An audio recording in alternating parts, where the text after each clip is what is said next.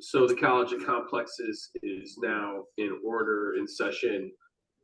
There are two rules. First rule is one fool at a time. Second rule is no personal attacks. The college consists of the following format. First is a brief announcement period that's brief. Then we'll have the speaker who has up to an hour to do his presentation, followed by a Q&A period. Then the world famous rebuttal portion of the program, and then the speaker will give a final rebuttal. The restaurant closes at 8, so we need to be, I guess, wrapped up by 7:45. And with that, we'll begin with announcements. I'll take the liberty of doing the first announcement. Does anybody have a charger with a USB port that I can borrow by chance? No. All right, thanks. All right, Charlie, go ahead. Okay, welcome to meeting number 3,796 of the College of Complexes, the playground for people who think. I just want to remind you that we have 2 email groups, one in-house. If you'd like to get on it, send me an email, I'll add you to the list. Otherwise, you can sign up for our meetup group. You can do so right on our main page. Now, although I am not a capitalist, I will give an advertisement for upcoming programs.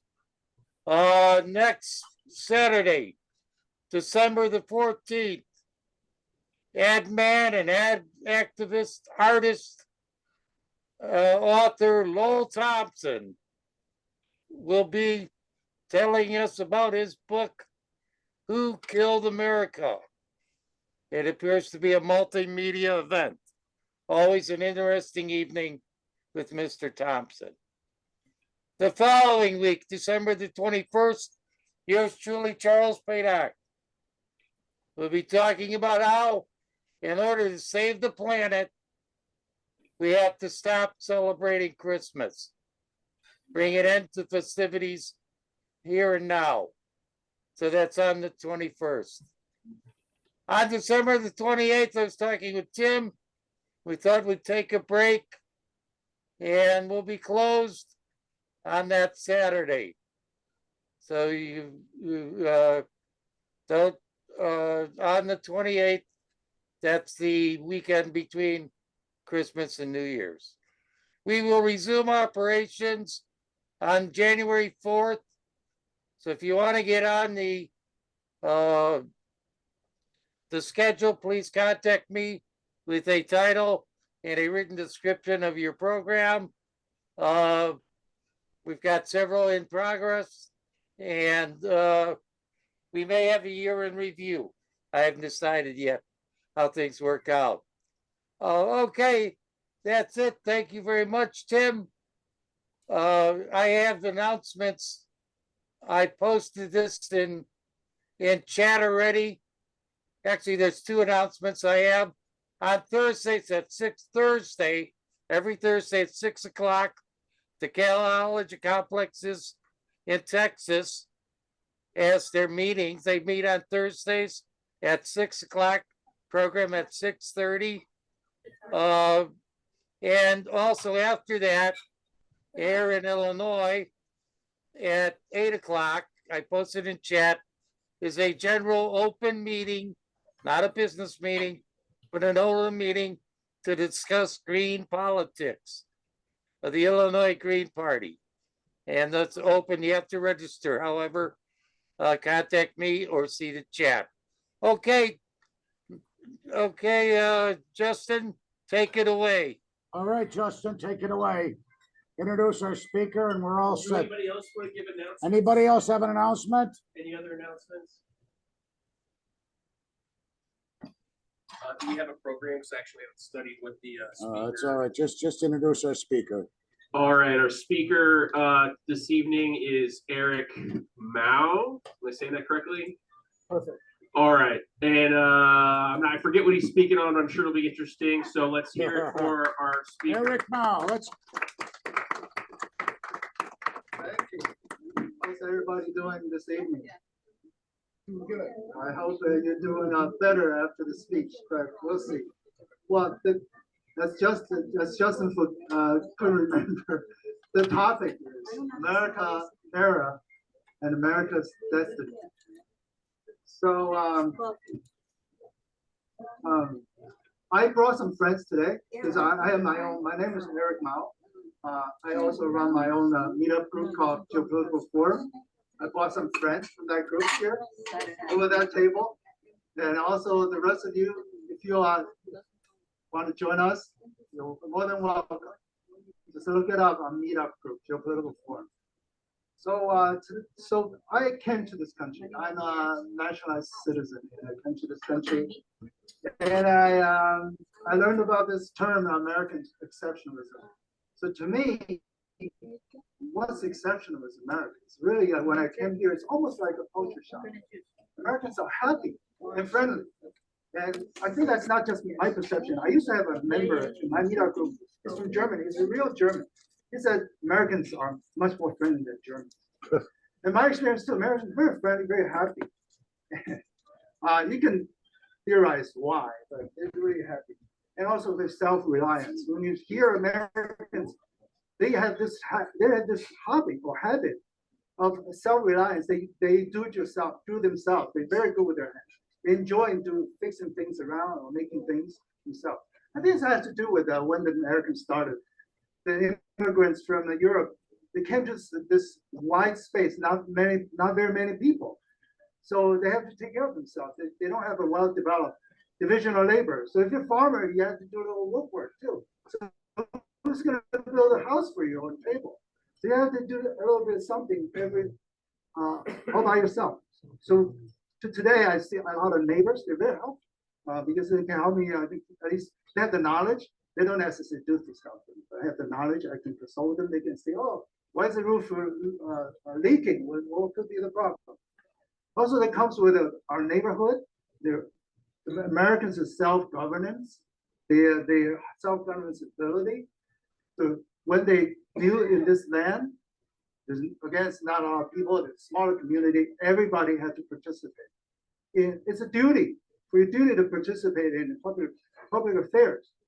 Otherwise, you're not doing your duty. You're looked down upon.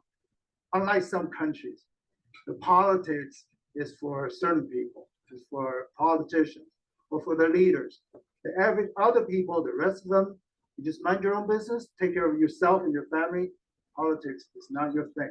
But America is different. I think that's good. The participation is good. A lot of good things can come with it. Also, Americans are very innovative. Today, you can see, like, for example, some iPhone, there are better products around the world. Oh, for all I know. Like, there's some Chinese brands, the features are better. A lot of better. But what's surpassing American innovation? Only incremental. Americans is the one that invented cell phone. Okay, so now you have another country surpasses Americans' iPhone in certain features. Fine. But Americans are the ones that invented cell phone. Same goes with the airplanes. Americans invented airplanes, light bulbs. So Americans have this innovation, this revolutionary innovation. And for other countries, if they do well, they can surpass it, but that's only incremental. So that's Americans. That leads to American era. It's American contribution to human society, human civilization. Without them, there's nothing to increment upon. So you got to invent first. That's American way. Is American contribution. That's American exceptionalism. To me, not the military stuff, not the imperialism stuff, but the people, people's brains, people's character. So we're lucky enough. We are here. We're able to enjoy this American era, which means the lifestyle. So relatively, the lifestyle that includes jobs. A lot of nowadays it's service jobs, better paying. You may complain your jobs, but I know I've been other places. They envy us. So we should be aware of what we have. And imports. You know, as you know, you probably heard, you probably observed, experienced also. Almost everything we use is imports. We have service, like this nice establishment, this lady, the service. You cannot import that. You have to use service. But for you can move with ship, you import.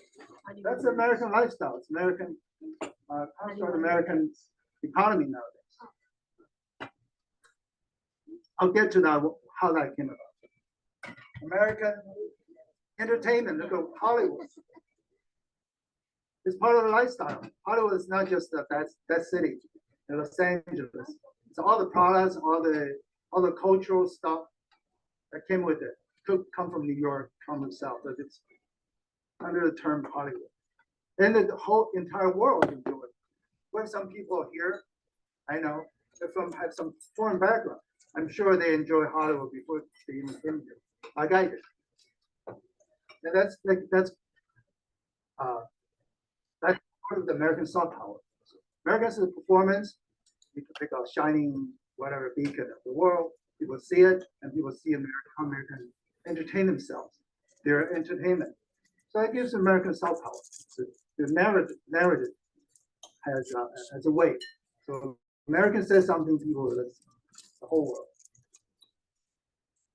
And here, I think the best thing about America is freedom. Because we're here in this cozy, nice establishment, speaking our minds without worrying about getting in trouble with authorities or each other. That depends on our character, but at least we're not getting in trouble with authorities for the most part. If you do, it's probably something to congratulate you about. It's a big shot.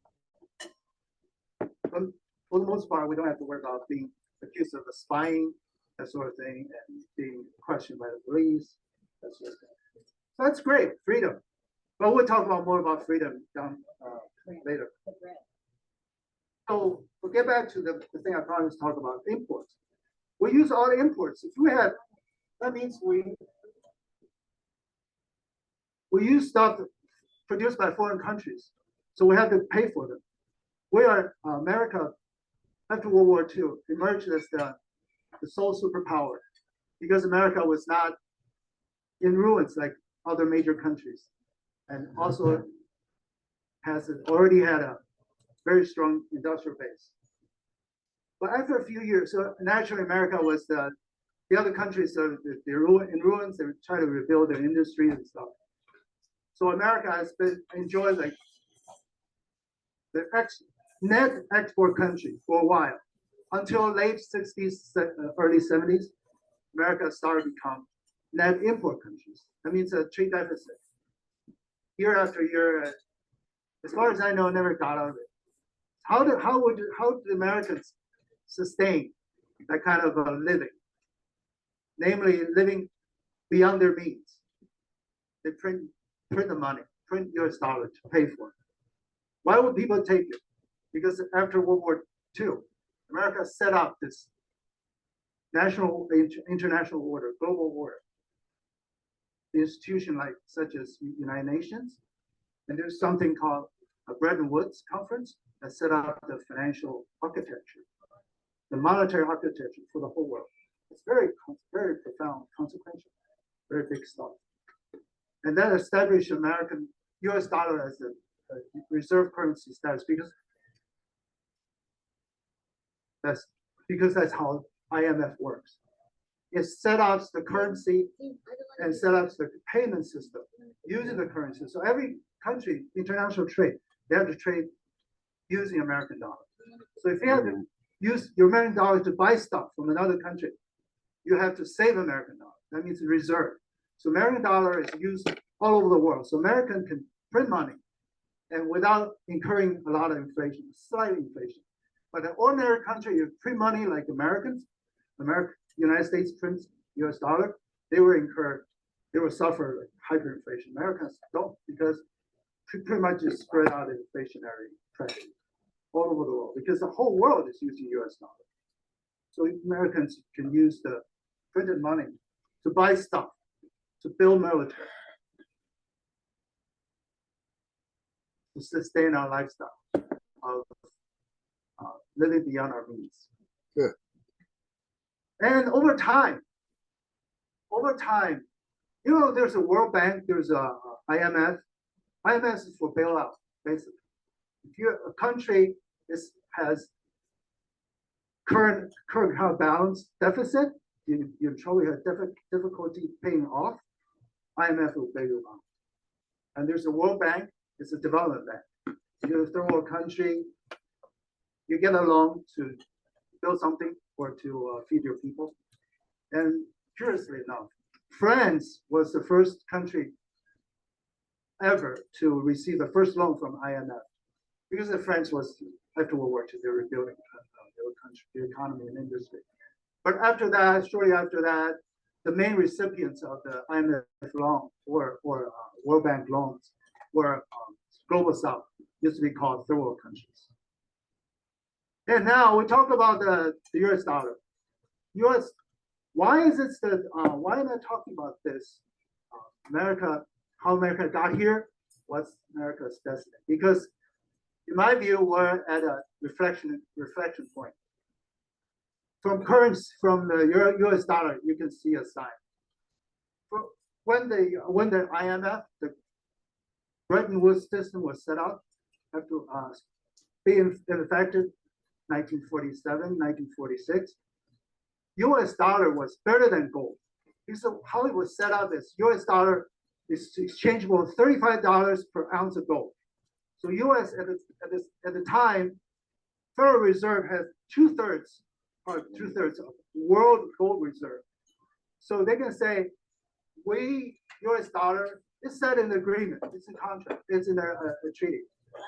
US dollar, you have US dollar, you can come to me. If you're foreign, other central bank, you can come to me with the US dollar that you earn from exporting. And you can say, I'll buy gold from you, $35 per ounce. And then for the rest of the currencies, they were pegged against US dollars at a fixed rate. IMF were enforced it. But after the country, the United States, became a trade deficit country, long term, year after year, you have to print US dollars to pay for the goods that you import, for us to live beyond our means. Then you have the problem. Because you print a lot of US dollars, you don't incur a lot of inflation, but US dollar naturally, the value goes down compared to gold. Gold supply is pretty stable. US dollar supply is going through the roof. What will happen? It goes from $35 an ounce, 35, 50, 36, 36 in the gold market. So there's some smart people, smart ass foreign central bank bankers. They will take their dollar, that's if you're friends, you export your goods and earn some US dollars, you come to the United States Federal Reserve. See, this is the amount of US dollars. I want gold for $35 an ounce. The turnaround, they take the gold to the gold market, sell it for $36. So people do that. And the system becomes unsustainable over time. So at this point, well, why at the beginning US dollar is better than gold? Because you hold US dollar, you can earn interest or dividends. Well, you hold gold, you don't have that kind of earning. But at this point, US dollar is still sustainable. US dollar is still worth like gold-based dollar is $35 an ounce. So it's as good as gold. From better than gold to as good as gold.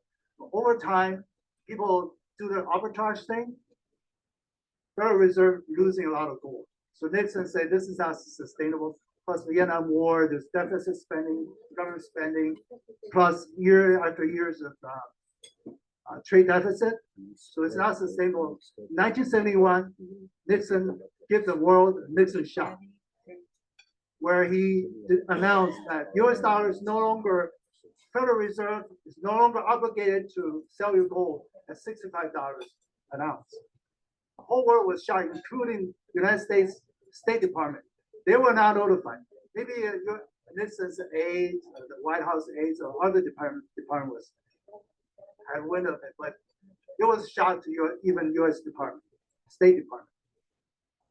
So from that point on, U.S. dollar is no longer gold-based.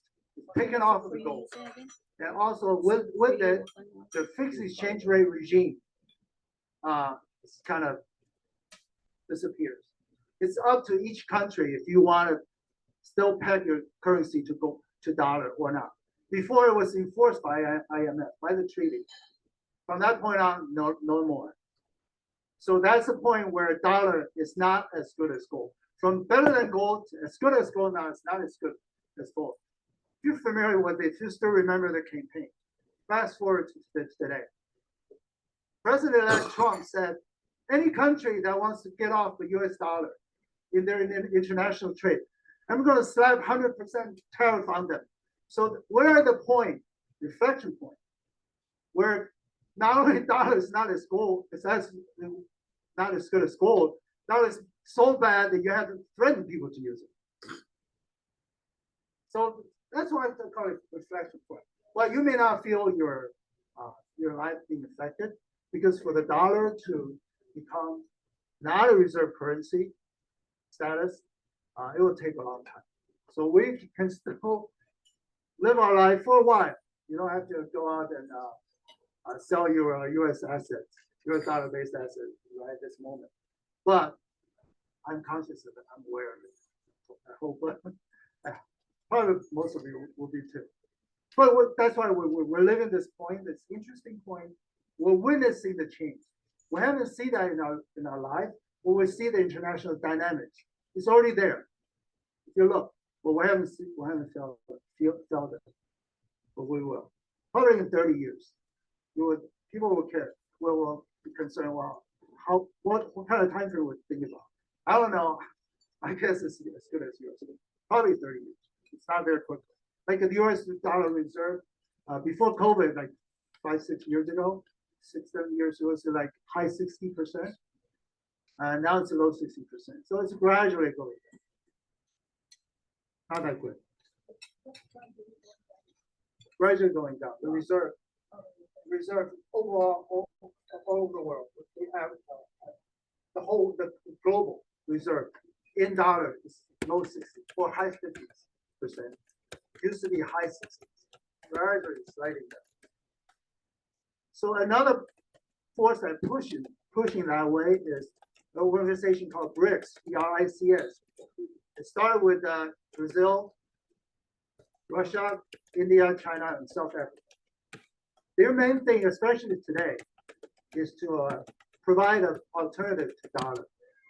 Because one reason people lose confidence in dollar is not only because it's printing a lot of dollar around the world, but even more damaging is the weaponizing of the US dollar by the US government.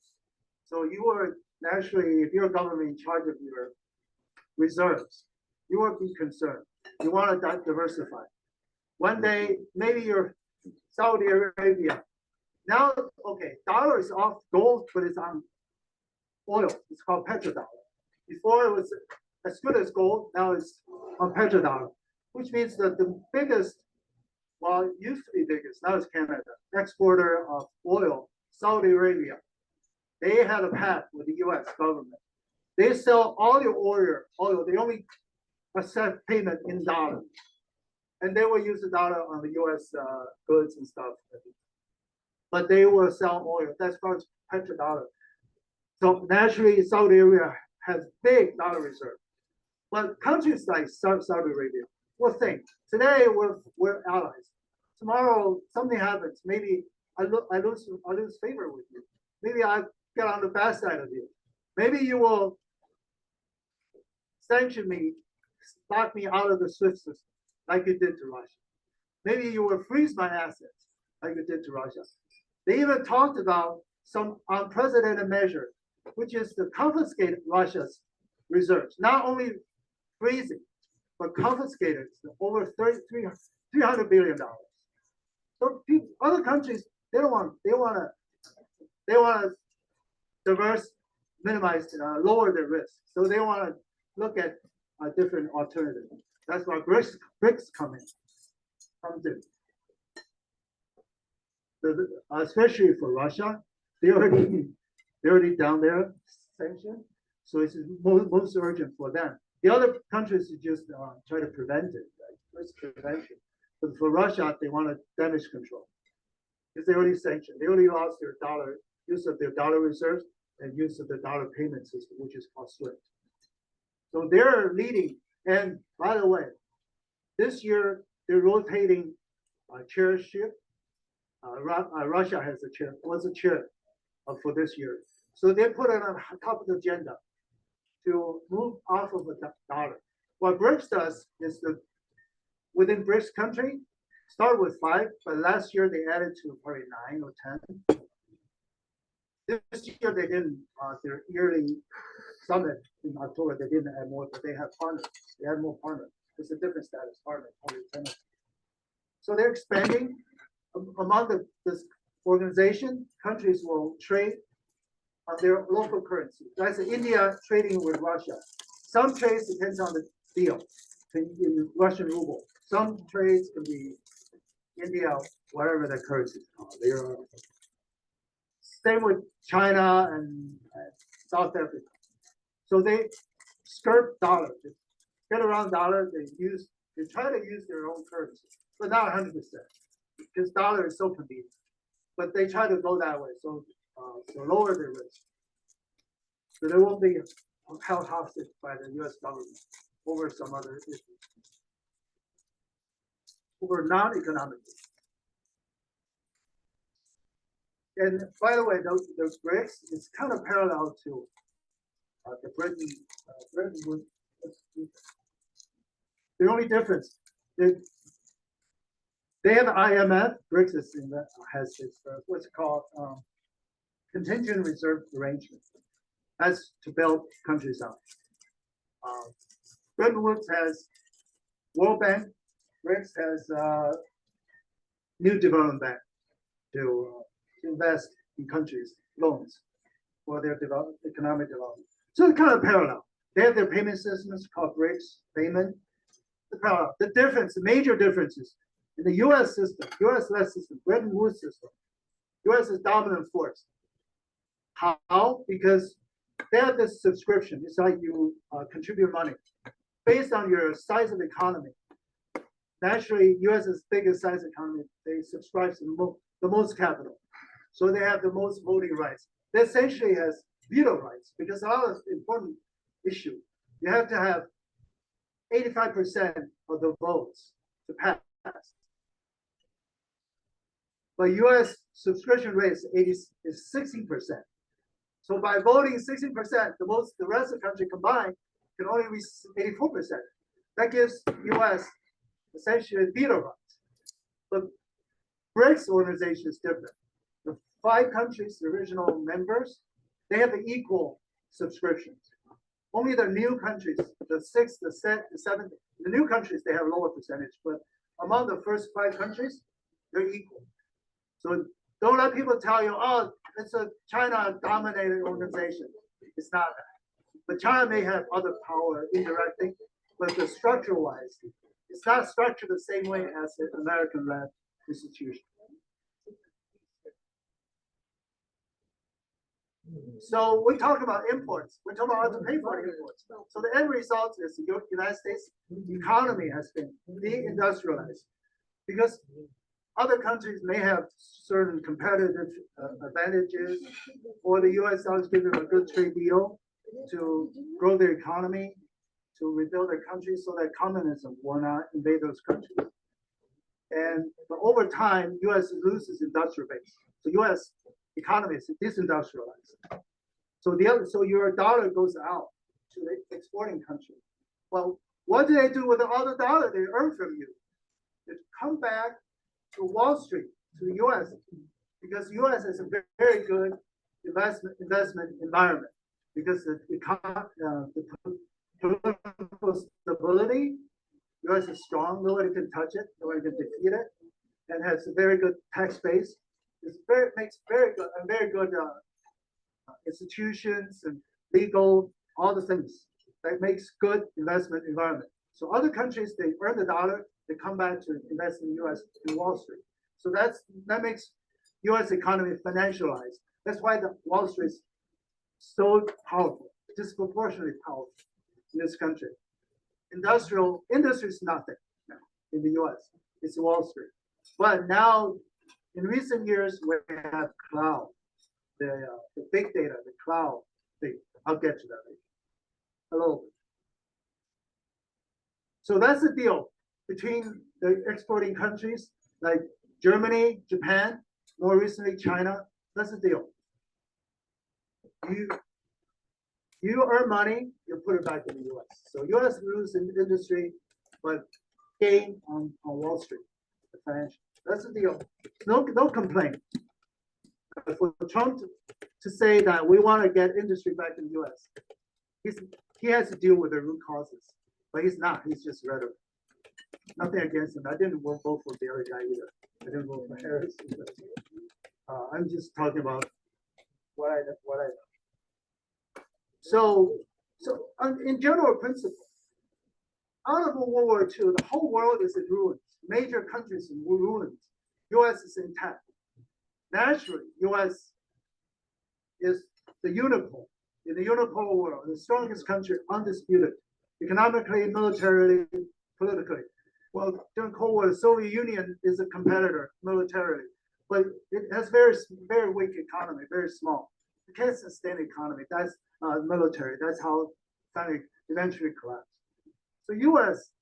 So after World War II, especially after the Cold War, U.S. is a unicorn in the whole world. But other countries, they're not sitting there. They want to rebuild. They want to fix things up. They want to grow their industry, to build the economy. Over time, U.S. will not be the only power. The other countries will come up. Especially, well, you can have European, Italy, France, Germany, Japan. But now we have this 800-pound gorilla. Well, here comes China, only bigger, like Japan and Germany, only bigger, well, much bigger. But the point is, another thing about this reflection point is turning from unipolar to multipolar. Here I want to emphasize, it's unipolar to multipolar. It's not unipolar to another unipolar. But the US doesn't like it. It depends on who you ask. Some people don't like it. Some people want to maintain US hegemony because of nationalism. Other people, they probably ideological. They say the US is best system, democracy, capitalism. How can countries like China surpass us? That's indictment of the US capitalism, or even democracy. That should not allow. So they do everything they can to resist. So there are two layers. Layer one, other countries rebuild after World War II. It's inevitable they're going to come up, their power level will come up. Number two, some countries, they have extra drive, they have other factors, they can potentially suppress the US. US doesn't like it. So we have this new Cold War going on. It's already started, I think. People give different reasons, like I said, nationalism and ideology, but I think the most compelling reason is the new capitalism, which is cloud-based capitalism. You have big data. You have, in the old days, you have industrial capitalists, entrepreneurs. They produce goods. They have to worry about, they have to fight their competitors. They have to be innovative. They have to make their goods good and lower cost. They have to worry about all that stuff. But in the cloud economy, in the cloud capitalism, they worry about different set of concerns. Like Amazon, for example, they're the cloud. If you are a traditional cloud, yeah, cloud. Basically, that's a big database storage. So it's a, Yeah, it's like a cloud. You upload something, it actually goes to some machine database, machine computer. But as if it goes to cloud, because it's nothing compared, as if it goes up to the sky in the cloud. That's why it's called cloud. So so we have heavy investment in cloud during COVID. Lots of money printed, not only US, but mainly US. You see the development of cloud economy. You print the money to save the economy because of COVID, lockdown and stuff, the damage in the economy. But the people who receive the government money, because if they don't have high expectations for the future, they still will not invest. Instead, they invest cloud. They will not invest in traditional industry. They invest in cloud.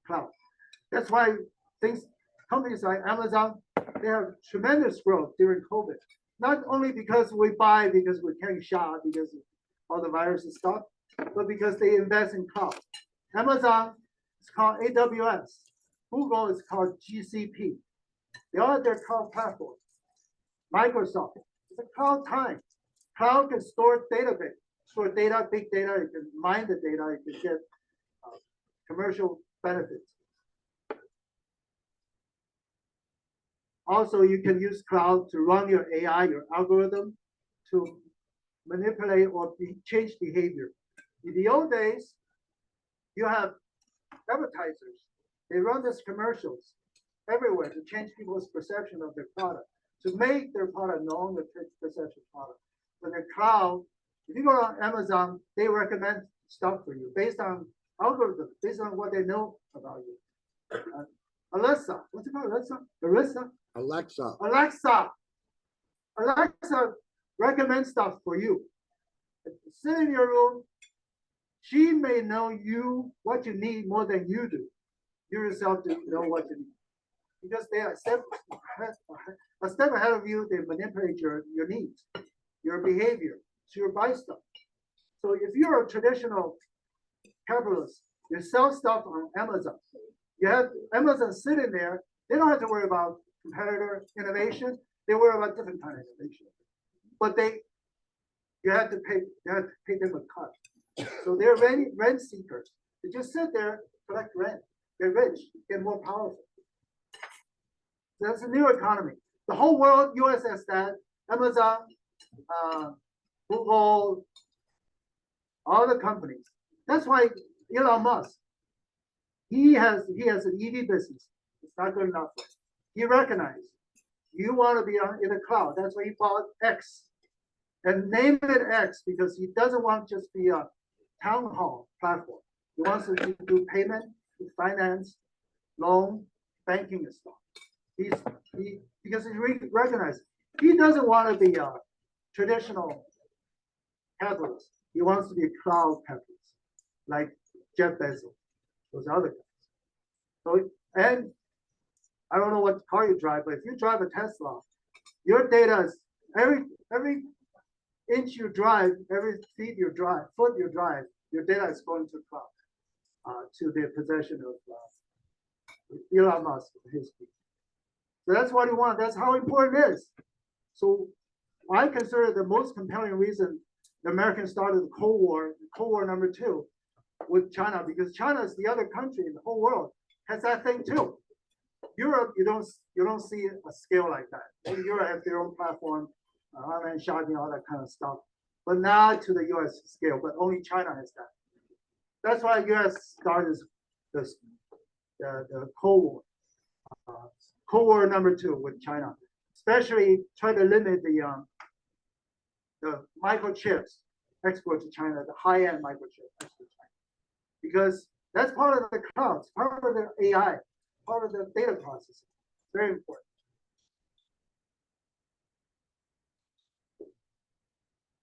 So that's an inflection point. America has its rival over the most advanced, most consequential, the Silicon Valley kind of economy, in addition to the Wall Street.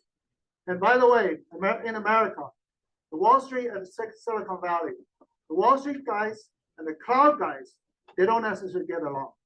They have competition, they have conflict. But in China, they are under Communist Party of China. So they get along because they're under the same leadership. They don't have conflict between their finances, financial sector, and their cloud sector. Like Jack Ma, if you heard of his name, he's the biggest Amazon-like Alibaba. Is a guy. He wanted to get into the finance under his umbrella called Ant Group or Ants Group. Alibaba's under it.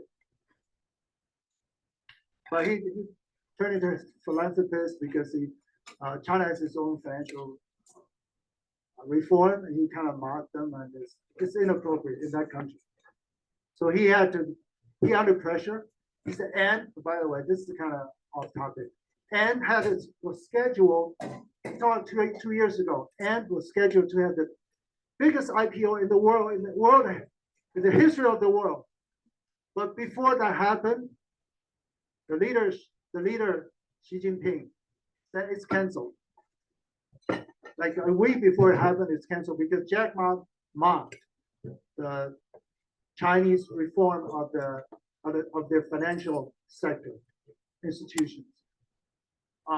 In that country, I'm speaking with no attachment emotion. I'm just telling you the fact as I know it. You're supposed to go there. Jack Ma, you certainly have access. You go there to have a meeting with them, tell them. You're not going out on the public with thousands of people, the big hall, publicly mock the government's measure of the reform of their financial institution.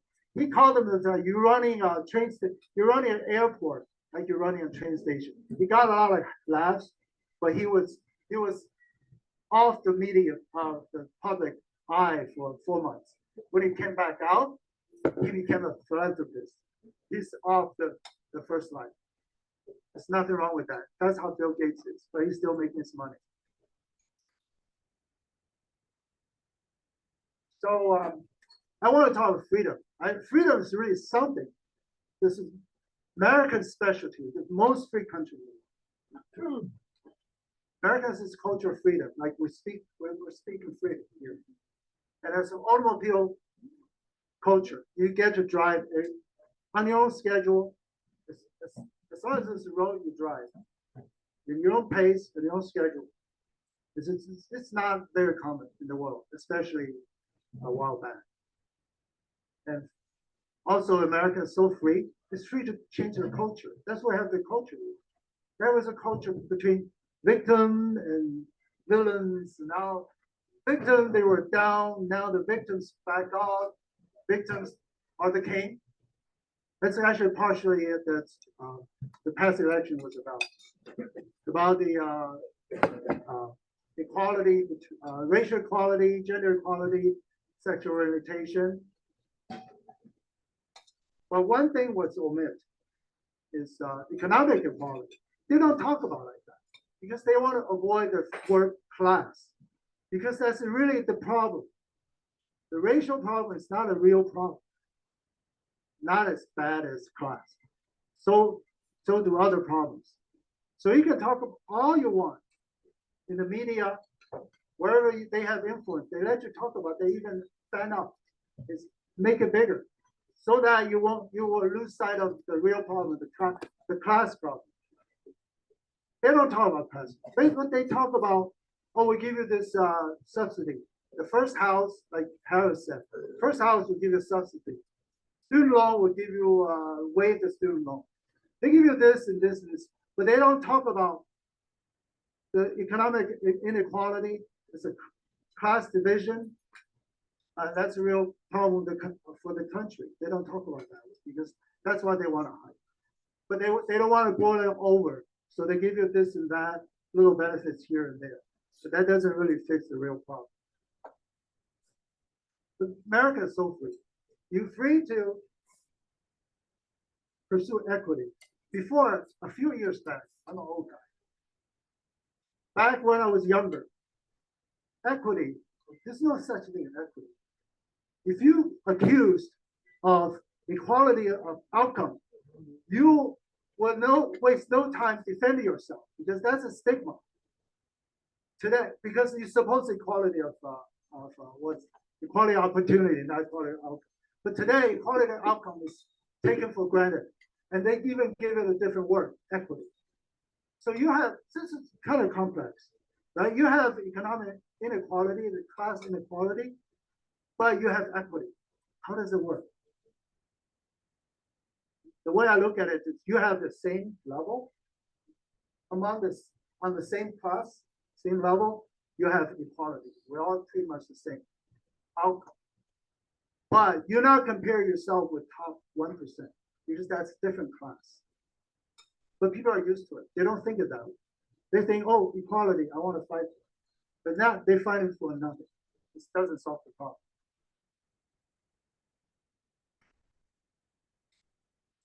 So Americans also so free, they free to believe in any religion, literally. And they believe in science too, because think about it, science is science, but when the way some people believe in science, which means that they want to shut people off, they want to debate, they want to push their own scientific, that becomes a belief. Because science is about debate, about review, revisit, debate a certain process. It goes in cycles. When you shut people off to insist on your science, that becomes a belief. That becomes another religion. But Americans are free to do that. So I would say Americans, in some ways, they're so free, they're free to kind of screw themselves up. And that's a different topic, like global warming. That's another science. Like COVID, it's another science. How you deal with COVID, the severity of it. Those are the times, the crazy times that we see the science has become a religion kind of thing. Dr. Fauci becomes the religious leader in that case. But the global warming stuff is still going on. It's not like a pandemic. There's an end time. The global warming, the end time is still not near. So Americans are free to start wars. The Constitution, when it was written, the Congress will have to pass, well, Congress will have to declare war. That means you have to have a vote, representative, vote to declare war. But after 9/11, there's this thing called authorization for use of military force that gives the president the leeway to use military force on foreign land for counterterrorism purposes. That's why you see a lot of wars after 9/11. Regimes are changed, nations are destroyed, like Libya and Iraq. So Americans are free to invade other countries to continue the empire. But Americans is exhausted because of expensive wars. Therefore, another sign of reflection point. We have a healthcare problem. We talk about healthcare every election cycle. Now someone got killed. Brian Thompson, the former, well, now is a former CEO, late CEO of United Healthcare. He was assassinated. But the killer has his words, I forget those words, to express his resentment of the United Healthcare, the denial of the people's rights or the compensation, the healthcare. People die or people go bankrupt for that. So healthcare is a big problem in the US. Now it's kind of boiling over. I don't know what this Brian Thompson's death will lead to something. But we'll hear about it for a while. Let's hope that will lead to something. In the college education, we all know college education is unreasonably expensive. It's ridiculous. That's a burden to Americans. The homelessness. What can I tell you? If you go to San Francisco, it's worse than Chicago. It's getting worse in Chicago. America has so much money to spend on military, but they're so homeless, so many homeless people. The amount of money you send to Ukraine, one batch, you can build a house for all the homeless people, get them off the street, but it's not done. So those things are long-running problems. One day will boil over, but it's not, again, it's not called a class problem. This little problem, that little local, they localize the issues. But those are minor things. The major thing is the polarization. Robert told me, it's right. This country can be divided. It's good for a balance of power. That's how system, the American Republican democracy is designed to function. But at what point do you call it a polarization as opposed to division? A lot of people use that word polarization. I guess in a lot of people's minds, we're at a polarization, but that's not the biggest problem. We can polarize, we can still function. I'm of the opinion that America will not go into civil war anytime soon. A lot of people were worried about it before the election. Even Trump failed.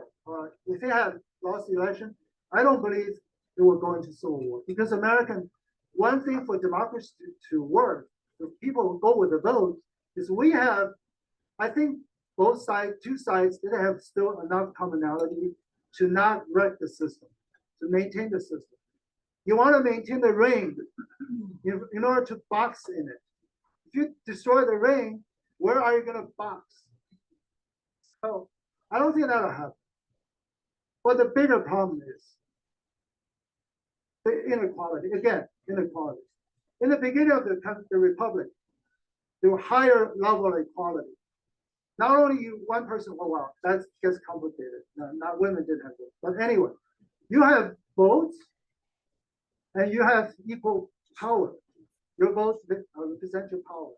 But today, everybody has a vote, but you don't have equal power. People who have money, the billionaire, multi-billionaire, they have access to vote. They can support the candidates. You vote for the candidates that they give you. The candidates, the politicians that can be candidates, they have to have money backing from the money people. See how much Elon Musk's enemies fear him nowadays. Now that this guy Trump won after he donated $200 million, and now he has power. Now he's in charge of the DOGE department. That's how you hollow out. That's how you hollow out the democracy because people don't have equal power anymore. The corporations, the billionaires, the top 1%, they have more power over you. What kind of democracy is? It's a hollow democracy. That's a bigger problem than polarization, in my view. So we see more and more of that, and I don't see that turn around. Other things I'm more optimistic, but this thing I don't see it turn around. Combined with other things, that's another way that we can see this reflection point for this country. The country came a long way from a pre-industrial small country to biggest country in the world, most powerful, freest, most free. Now, we may do to make a turn. Let me finish this point, and I'll get back to that, what I see in the end. The new capitalism is it's called globalization. What that means is a free flow of capital between countries. So with that, you have the financiers, the money people. Their interest is not tied to any one country. They can move their money to other countries. That's globalization of the capital. That's advocated, that's considered a good thing. I'm not here to make a value judgment. I'm just telling you, we have a group of people called globalists. They have money moving around. For example, if the US dollar status declining, they already set themselves up for the next big thing. So they will never get hurt. You may get hurt. I may get hurt because we're here. We're not globalists. We don't have a lot of capital to move to a different country, but they do. They can easily do that. They're going to avoid the problem. We just sit here and take it for the most part. The globalists, who are they? A lot of them, like Bill Gates, a lot of the names. It's a very murky field. It's hard to say, but there are obvious ones. Bill Gates. That's mainly in the West. I don't see a lot of billionaires in China. They're globalists. It's a different system. The American globalists today they can influence. Elon Musk probably one too. They can influence politics in that country. They can influence politics in other countries as well. And they, if the country A fails, happens to their own country, like Bill Gates for U.S. fails, no problem for Bill Gates. He goes to a different country. He already has his money over there because he could see farther. He can make a move early. So globalization, I don't see it kind of going back. So that's another way to push U.S. to a different place.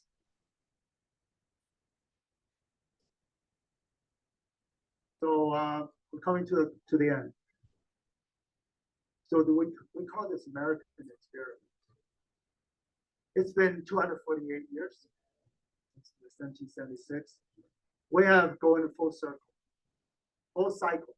We should get the outcome and really look at the outcome.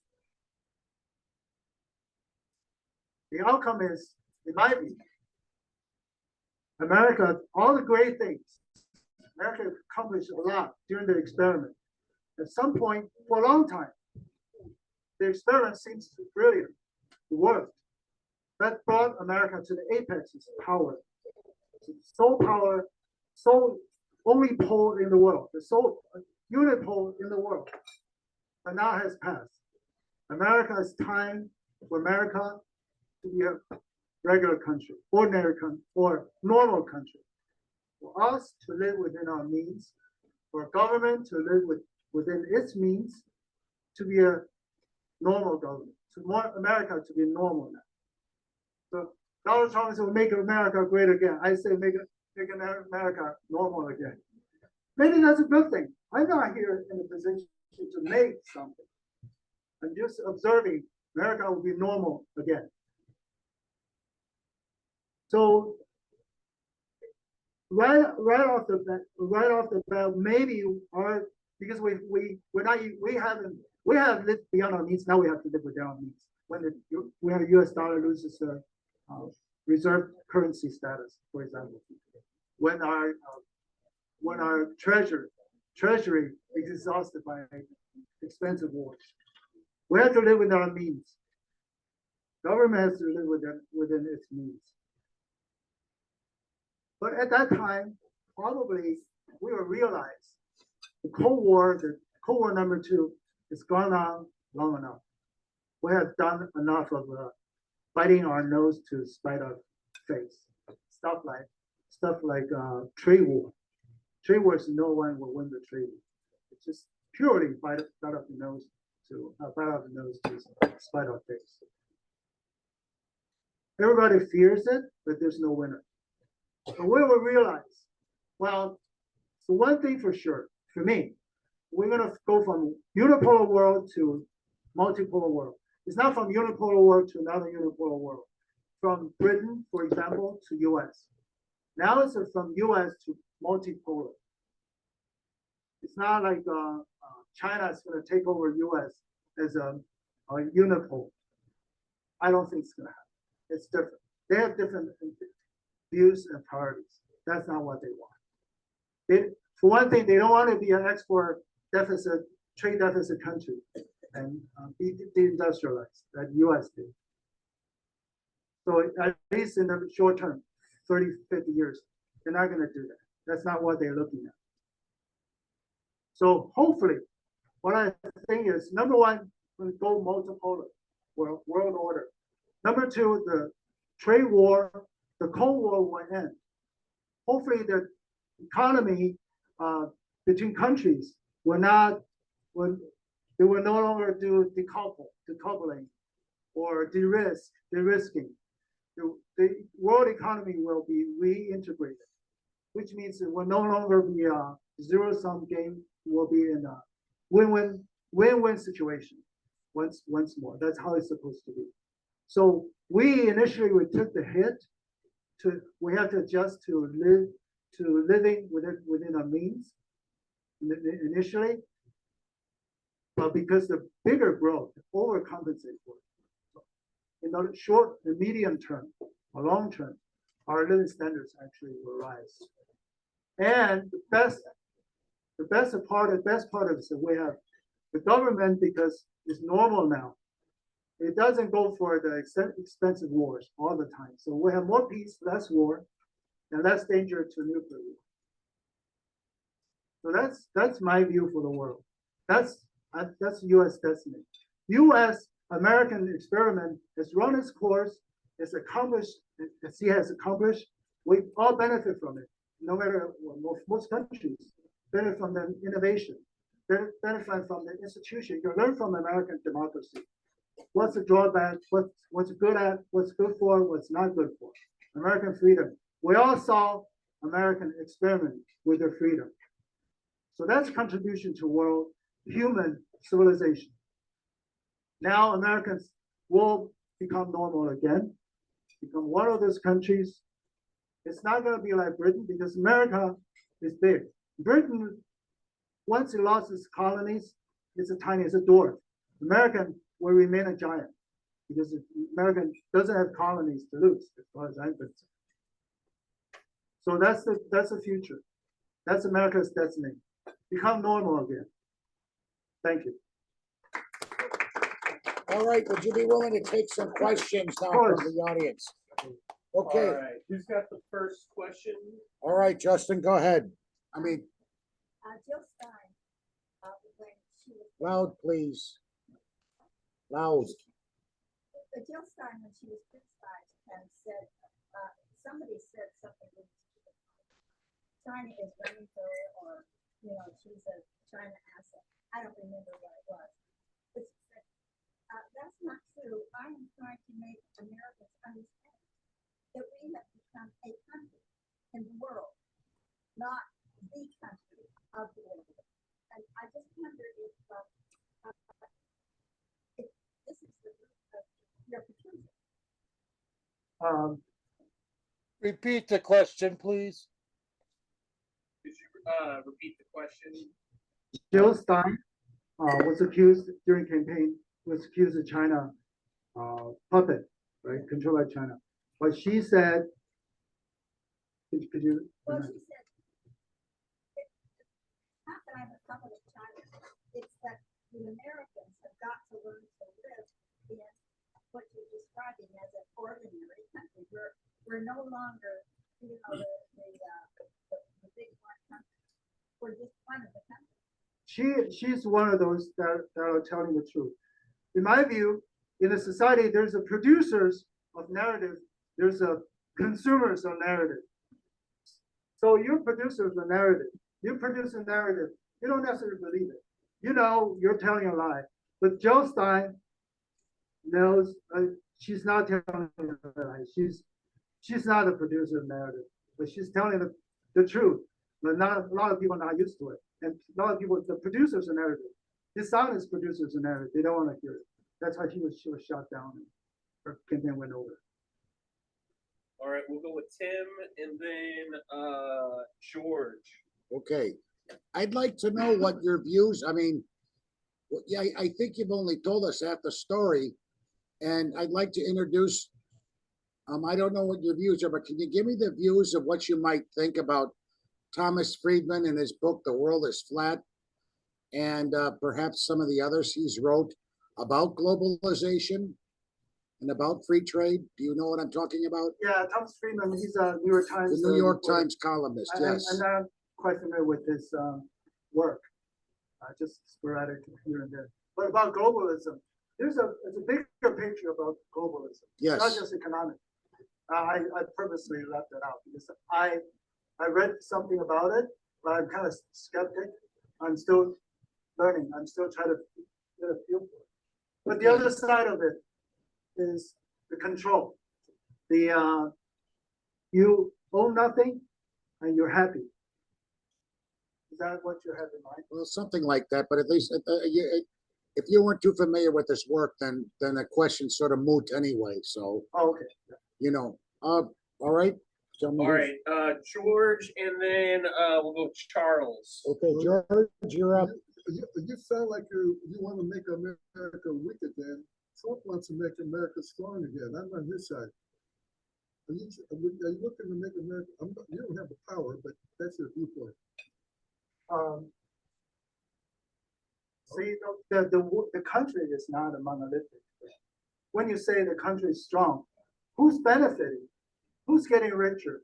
Who's getting healthier? Who's not, right? Certainly not those homeless people. Certainly, I don't know about you, certainly not average middle class. Maybe weapons manufacturers, they get stronger because they get more power, they get more wealth. So you can't say or make America strong or weak as a country as a whole.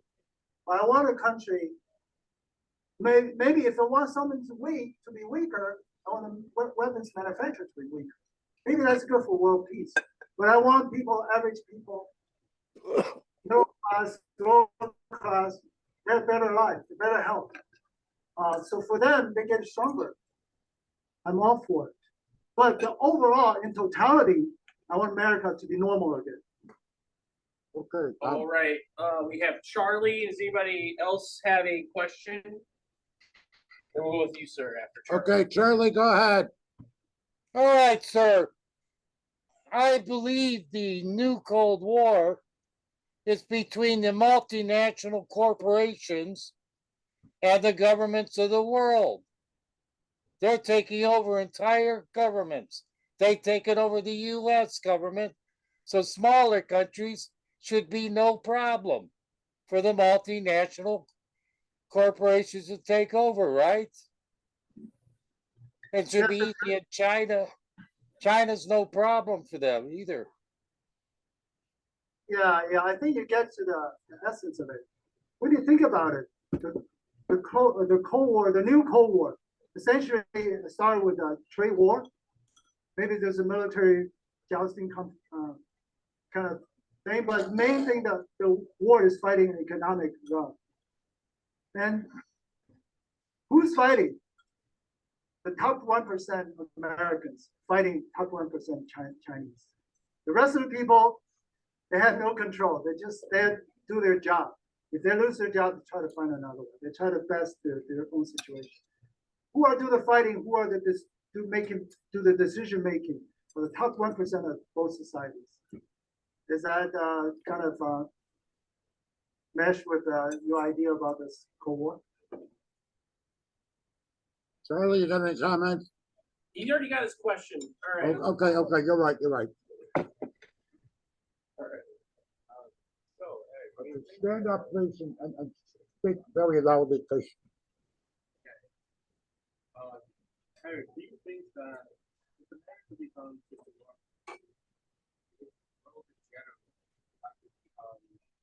less democratic, less free, that America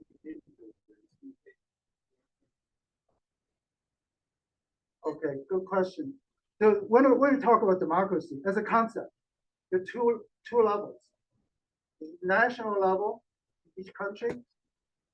I think the country will have more self-determination as to what political system they have. So whether you call it more democratic or less democratic, we'll see how it goes. But I don't say the word democracy as we know it with a value judgment. I just say it as it is, as people understand it. On the other level, international level, you have the most democratic countries, like Great Britain, like the United States. Inside their country, they have human rights, equality, they have votes. But when it goes to other countries, internationally, they do unilateralism. They wage wars, change the regime, change other countries' democratically elected leaders. There's no democracy in it. So they do democracy within, but they internationally, they do totalitarian. They have power, they dictate. That's a dictatorship. So you see there's two contradictory, what's it called, multiple personality going on.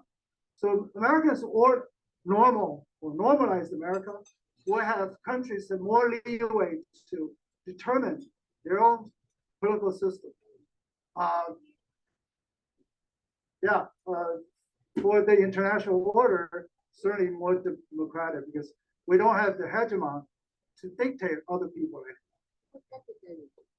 All right, we got Victor, and is there anybody else who's got a question? We'll go with, Okay. I just want to be on the mic for a second, so for the benefit of the people on Zoom. You mentioned, I remember hearing recently, and you mentioned it today, that Trump put out like a truth social message or something like that, that if BRICS was going to put out their own currency, that Trump was going to slap tariffs on the BRICS countries at like 100% or something like that, 100% tariff.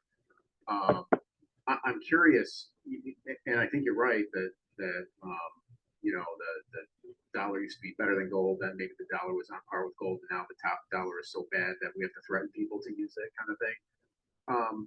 How much of an effect do you think that will have? Will that postpone the implementation or the introduction of a BRICS currency? Will it stop it completely, or will it have no effect at all? Because I think it is inevitable, and I'm just curious if you think that it'll be, and then I'll let you get to the mic. There are two effects. There are two effects when they made a threat.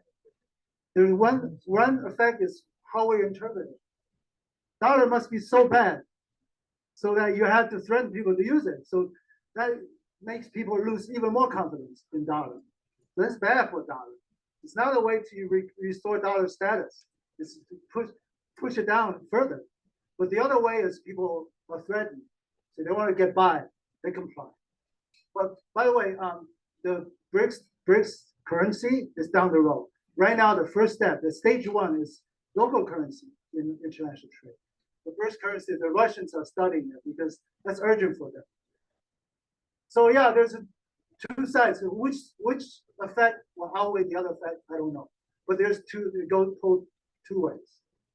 I think my opinion, BRICS is gonna be, no matter what anybody do, it's a historical trend.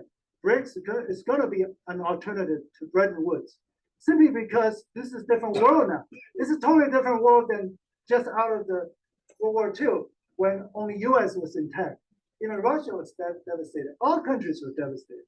So this is a different world now. How can the same system work in a different world, right? So, all right, let's go with Lana, and anybody else got a She question? had a question next, right? Oh, there. yeah, sorry, yes. Go ahead. Yeah, Yes, you had a Mrs. question. Go to hold. I'm concerned how the deficit spending.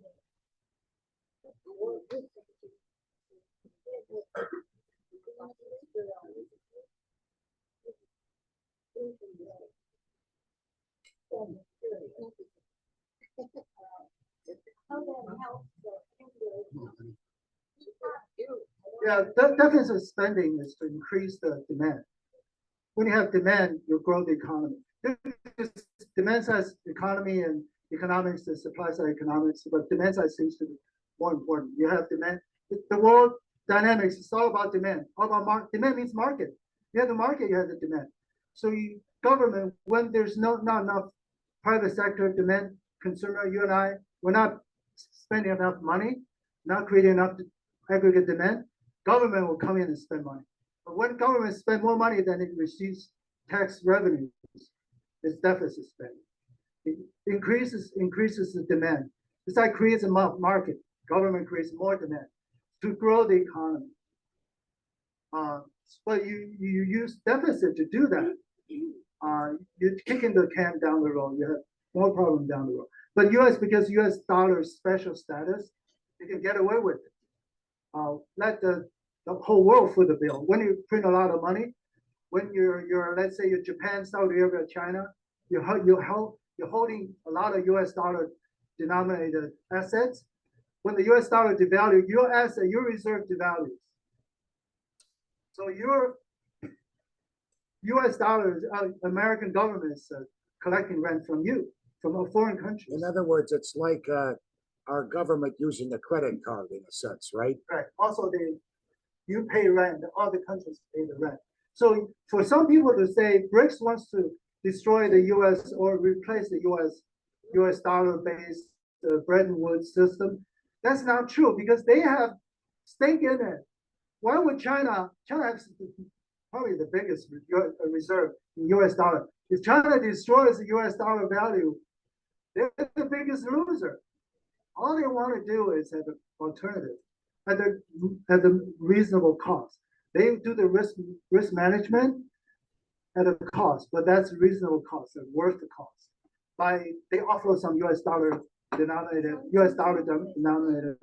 asset and buy gold. Buy gold at a high price, but still worth the doing because they don't want to reduce the risk. All right, we'll do Lana, the gentleman in the back, and then Daniel. Okay, Lana, go ahead.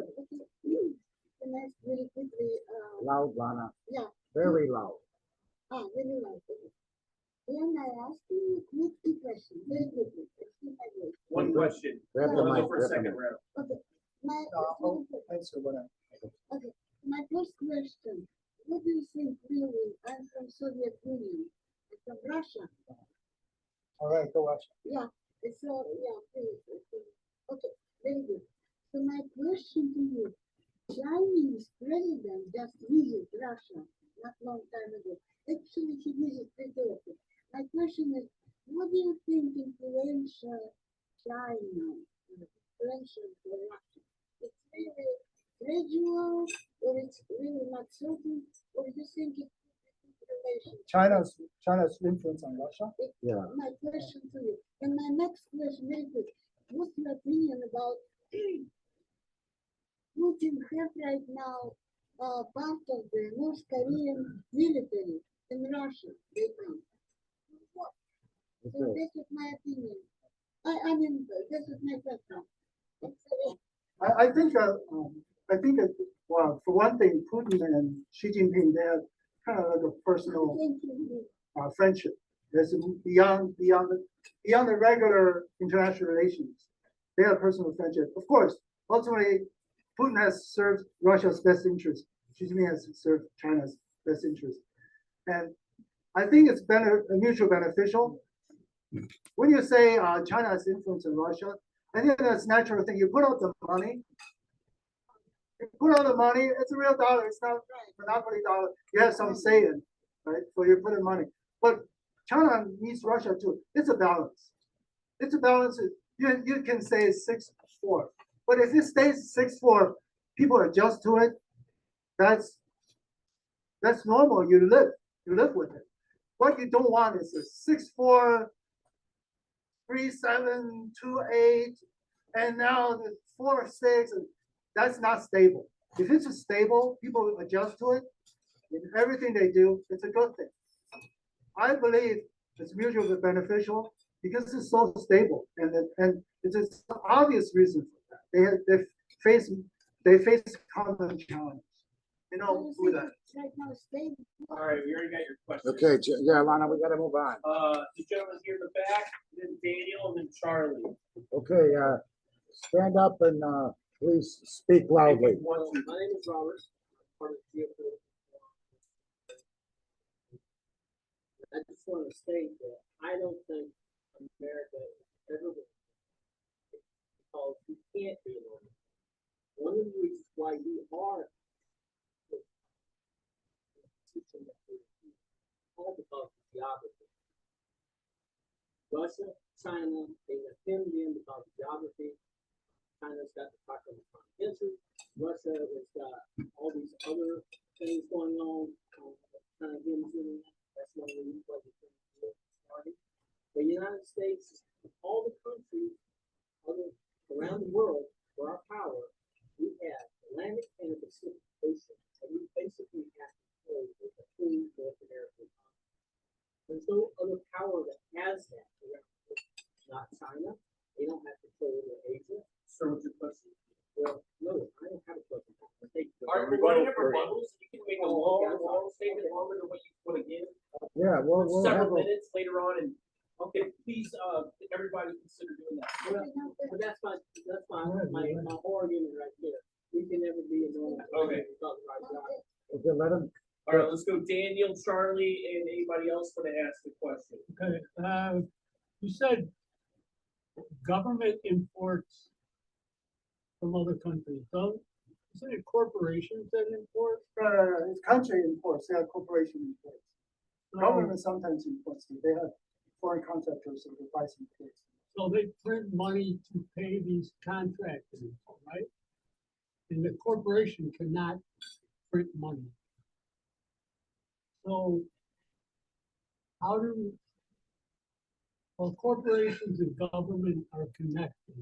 The people They in connect government- their debt. People in government are from the corporations, and people in corporations are from government. So what role do normal people have? The class, you talked about class. What about class in America? How can people get into the street, thousands and thousands of people get into the street and force government to do something? That's my question. When, number one, it's not the street, right? You have vote every 2 years. But what street is better than vote? Right, I know. Yeah, I agree. Tiananmen Square. I pointed out, you vote for something that people allow you to vote for these options, for these Right. candidates. Right. Yeah, they already vetted for you, so to speak. So you ultimately have to go on the street. I guess you just have to go on the street. I think the revolution time is over. We're not doing musket and try to revolt. Now it's like, you can't do that. So you just have to put pressure. You have to have the numbers, I think number one important thing is you have to overcome the media's influence because media has sold out. They're controlled. If you overcome that and you massive amount of people's minds would change, that's when things would change. Ultimately, because the government would suppress the revolt, but ultimately soldiers are people too. They have their own thinking. They have their own interests. They're people too. They have relatives, their parents, their spouses, children. When their relatives, their loved ones are out on the street, they will think about it. They can't blindly follow orders, at least not for the long term. Ultimately. All right, Charlie had a question. Is there anybody else who's got questions? If not, after Charlie, I guess we can move to rebuttals. All right. Okay, Eric, All right, Charlie, go ahead and give your final question. Eric, in the future, at the end of the Cold War that's coming, or are more people in the world going to be employed under communism or capitalism? Oh, yeah. I don't look at things that way because number one, when you talk about communism, capitalism, there's an issue of definition, how you define those. So people have different definitions. It's fluid. Number two, realistically, we don't have a pure system anymore. Ideally, you want to be pragmatic, but less ideally, you more on the communist side or socialist side or capitalist side. I think the general trend, if you really want to have a general trend, my view is we'll meet in the middle. America is not as capitalist or laissez-faire as 100 years ago or 50 years ago. So we're moving to the left, if you will. And other countries are moving to the right. If you look at China, for example, the longer horizon, they were very extremely left, but they're moving to the right. So I think the whole world we're moving to merge in the middle. If you really want to look at it that way, left versus right. But there's a lot of detail, a lot of nuance. And I think wise way is to be pragmatic. Okay, all right, introduce the rebuttal. All right, so we'll now enter into our rebuttal period. You guys can come up. We'll have up to 5 minutes to rebut or just say anything that's on your mind. I encourage the new folks, if they so inclined, to do a rebuttal. I will start off with the first rebuttal. If you want to do a rebuttal, please line up here, or if you are not able, raise your hand and we can Bring the mic make to sure you. you get in line. You'll get the last one. And then Oh, Eric good will have idea. the last word at the Sit end of the down. rebuttal series, period. But we'll do up to 5 minutes, and I will start. Okay, Justin, we got a lot of time. Why don't you up it to 6? 6 minutes, is that, I'm okay with that. are we all, is everybody, well, You think you want to see a show of hands? Is there any objections? no objection to 6 minutes then. All right, we'll start at 6 minutes. I'll get going. So I think it was a good presentation, very interesting. Yeah, I think tariff wars, or trade wars and tariffs are pretty, they're not very good tactics. I disagree with the upcoming administration on his trade policy. You talked a lot about America being free and that sort of stuff. And I would agree that we have that as a culture. In practice, it's not always the same. So for example, and maybe some of the college old timers can confirm this, but apparently there used to be a red squad in the Chicago PD, and they used to shake down the college back when I guess in its heyday, when you did have such things, back when there was a lot of labor organizers and anarchists and that sort of thing in the college. So maybe Charlie can, speak on that or something. But yeah, I mean, I'm sure police do a lot of intelligence. Well, I know they do.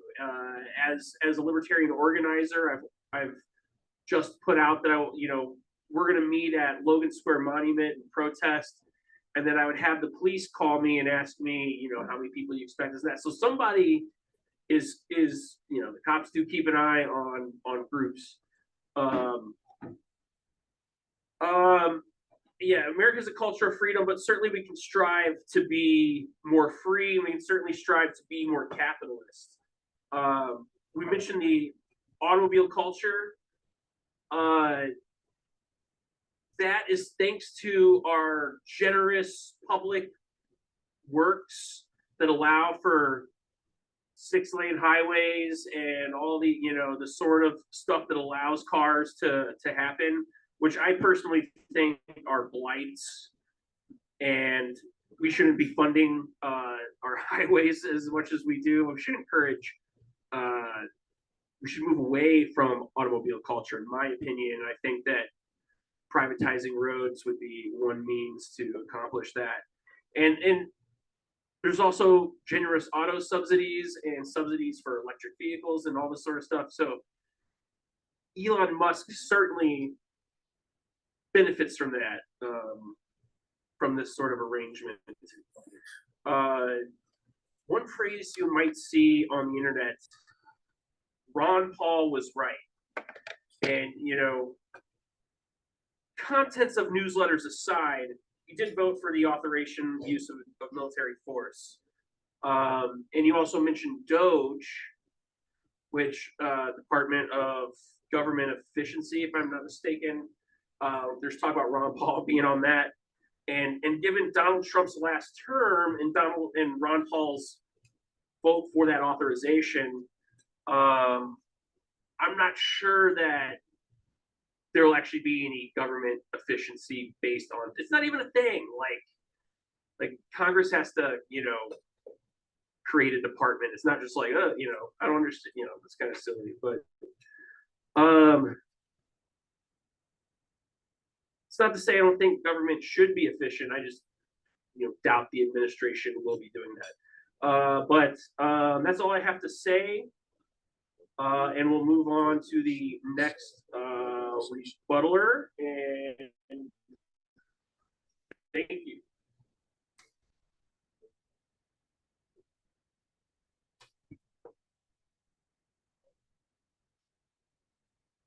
Trump plans, this on? It's on. Trump plans to make America great again. Trump has promised to end the war in the Ukraine in 24 hours. As Russia turns to its allies, China, Iran, and North Korea for help, there are increasing chances that the war will drag NATO and the US into it. If Trump could end the war and negotiate peace between East and West, and thereby avoid another world war, it would be his greatest accomplishment. Second, Trump has declared that he will orchestrate the largest roundup of criminal illegal aliens in the country and deport them back to their countries of origin. Their countries don't want to take them. The only way he can get them taken is to cut the funding to that country, cut the funding to Mexico and Venezuela, and then they might take them back. Trump said he would only target the criminal element. Trump would marshal every federal, state, and power necessary to institute the largest deportation operation of illegal criminals, drug dealers, human traffickers, and the influx of fentanyl. He'll stop that too. That kills like 100,000 people a year in the United States. And it fuels the cartels, the fentanyl and all these drugs. His plans call for ending taxes on Social Security, rolling back Biden's proposed electric vehicle mandate, ending taxes on tips for service workers, repealing Obamacare, and ending Biden's war on U.S. energy. Trump is also calling for increased border protections and expanding the wall on the U.S. border with Mexico and also the border on Canada. They're coming in there too. I can't believe people don't realize 20 million of them. People coming, we don't know who they are. Trump will leverage these actions with tariffs and by cutting funding to Mexico and Canada. Now, the other thing I was going to say about Doge, I think it's a really good idea. The Office of Efficiency. And I know these are two billionaires, but they're going to have an office and they're going to try to cut. The United States, they say they can cut $2 trillion out of the budget.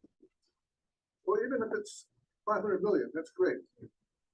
But cut government waste. That's they could bring it to our attention at least.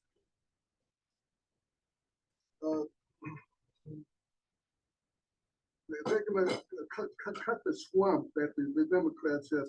All these people who, with the Obama people, that they go in office when he was in 2012, and they're still in office. He's been out of it for 20 years already, and his people are still making decisions.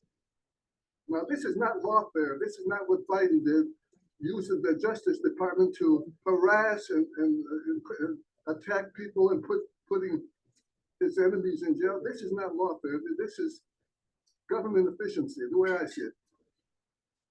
All right, thanks. Okay, you're up next, sir. Up, you've got 5 minutes, and then we'll go. Actually, with 6 minutes. 6 yeah. minutes. Excuse me. You're correct. Okay, go right ahead. I already started my argument earlier. My apologies. I should have waited until the. That's all right. You're new here. And That's fine. But like I said, America can never be a normal country because geography and providence has not bestowed that upon us. We are a global leader, not because of us as a people, but rather for the institutions that we have and the geographic setting that we find ourselves in. Like I said, most other countries, they do not have 2 oceans to protect them from foreign invasion, and extensive commercial and transportation system in North America that basically allows us to dominate the whole continent. The only other country in the world that can dominate the whole continent is Australia, with only less than 30 million people. They're not going to be a global superpower anytime soon. And the fact is, we had 2 world wars. Europe was devastated. Even China was devastated because of the Sino-Japanese War. We were basically unscathed. That put us in a position of power. And we have been a very good force, I would say, a very good influence in the world system to make it as stable as it is. Without the United States, my argument would be the world would be a much more anarchic system.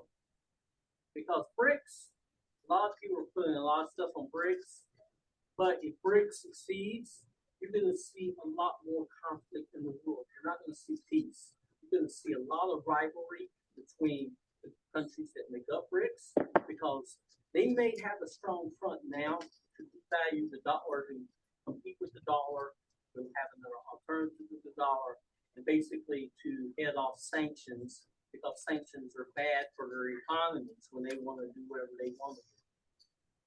Sanctions, the American and the Western countries putting sanctions on other countries or invading other countries or whatever, or human rights abuses, well, that is a good thing. But if you do away with the dollar, or if you try to compete with the dollar, those countries, eventually their BRIC system will fail because of inter-competition between the powers that be. Russia wants to be a great power, China wants to be a great power, India wants to be a great power, Brazil wants to be a great power, but historically things are stacked against them because of geography. I can't really go a lot into that, but that's my take on it. So we could never be a normal country because we have too many things that put us in global leadership. We cannot afford to step back from global. Thank you. Okay, who's next? Jan is next. Do you want the mic, or do you want to? Okay, that would be normal. All right, and then who wants to go after Jan? I'll go after Jan. And anybody else want to go? We'll play it by ear. All right. Let's Yeah. All right, Jan, go ahead and pull the mic down and you know the routine. I can't decide what to call this little talk I'm gonna give. I could say I want to talk about normalcy, which is no longer available. The presentation tonight was really, really interesting, and I followed it quite closely. But Eric talked about the Cold War, okay? Never said what the Cold War was about. After we dropped the bomb in Japan, the bombs in Japan, we decided to build up a nuclear arsenal. And we spent what in today's dollars would be trillions to build up this nuclear arsenal so that the manufacturers of these things could be rich. But the propaganda that came out about it was, we've got to stay ahead of the Russians. We've got to stay ahead of the Russians. And so the Russians, when they saw the threat, they decided that they wanted to stay ahead of us. And we distributed the German scientists, and Russia and the United States competed for the most expensive, off the charts system of I don't want to call it self-defense, off the chart system of weapons, I mean expensively off the chart, that could ever possibly have existed. And that's what the Cold War was about. And that's where our money went. It was to build these things, and to the waste that accompanied that, because the manufacturers,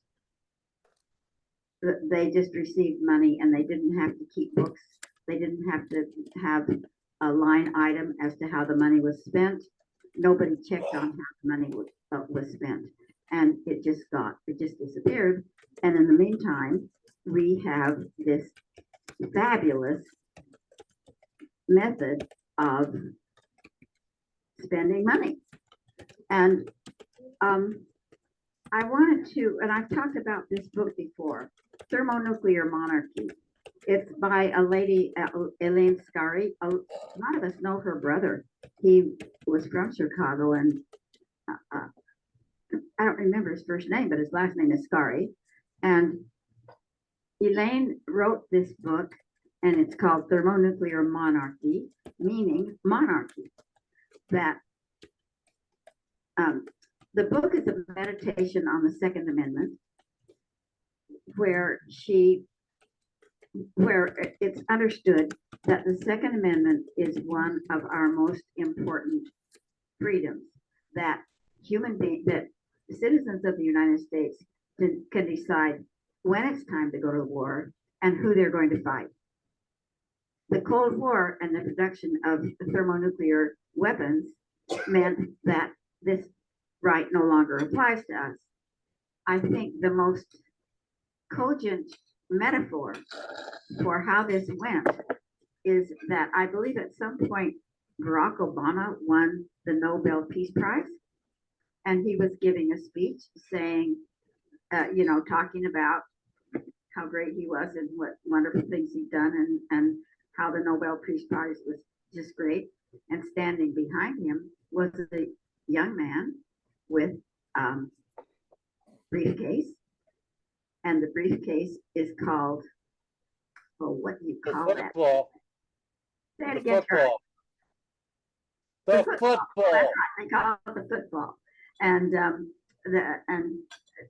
so while he was giving his speech accepting the Peace Prize, there was a young man accompanying him who was carrying the football, so that if nuclear war broke out, Obama could push the right buttons to go to war.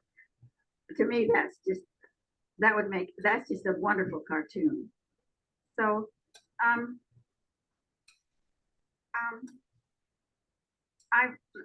I have to give my opinion, which almost everybody here has gotten tired of already.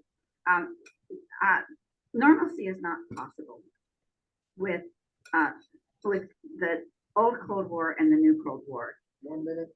Okay, so even Gorbachev said when the USSR broke up that one of the major causes of it was the loss of control over the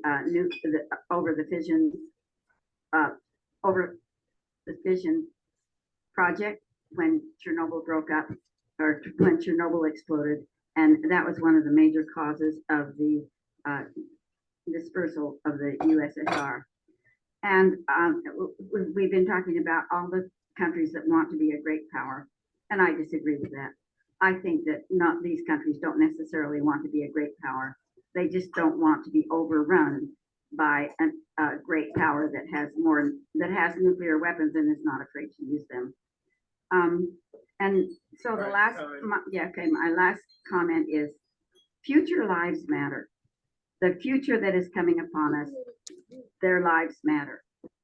And the radiation and the exploitation of the fission project has deprived them of health, and their so my next slogan is the real dosimeter for radiation is the genome, and that's what we pass on to the future. 6 minutes, Tim. All right.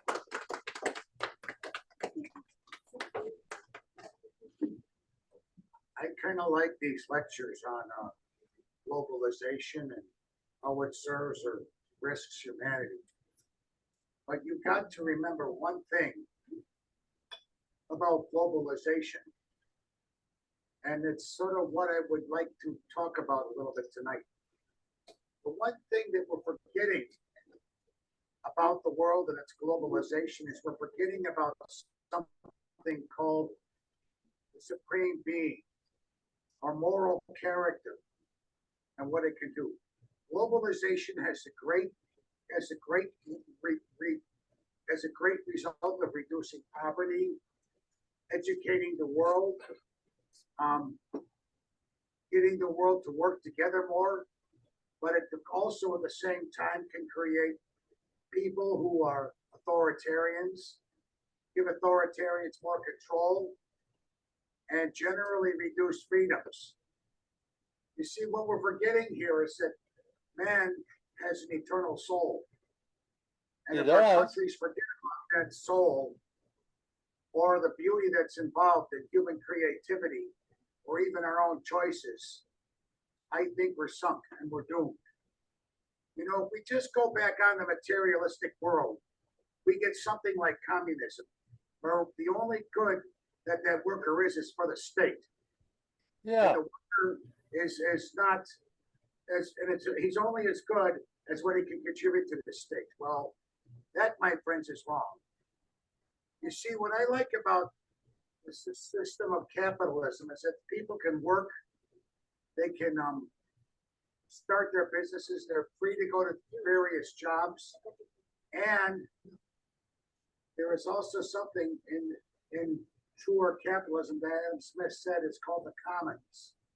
It's where people sweatshops. cooperate. One fool at a time, Charlie. It's where people cooperate together to work on community projects, and that's probably government.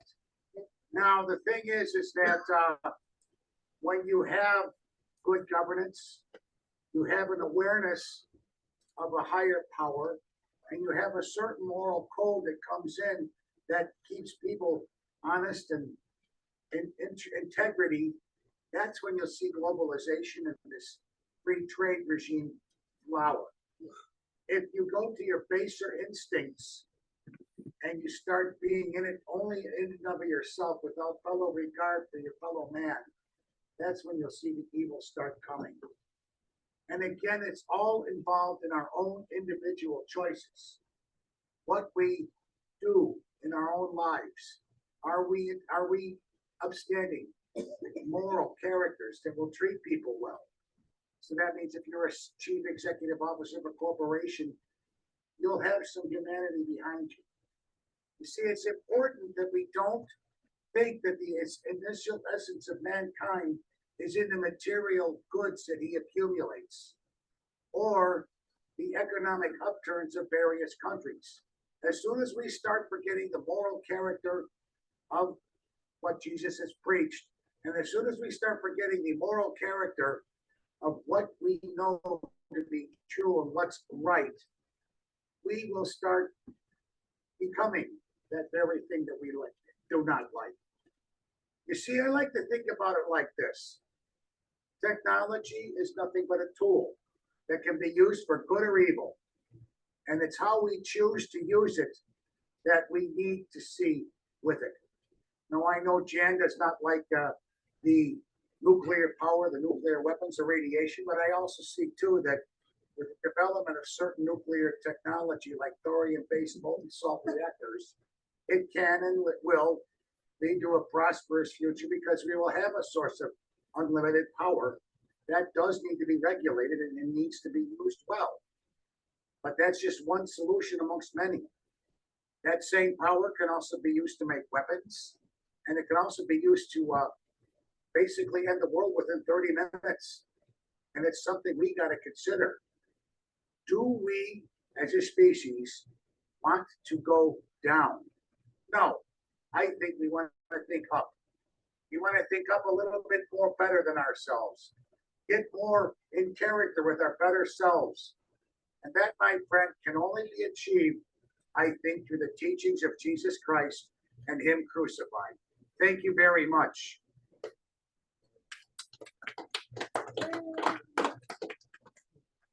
Whose cell phone is this? That's mine, I'm sorry. Okay, no problem. There you go, Mr. Gloria. Okay, all right. Yeah, I'm sorry. I apologize to our speaker for being late tonight. I did really enjoy what I did hear, and I wanted to perhaps in the recording because that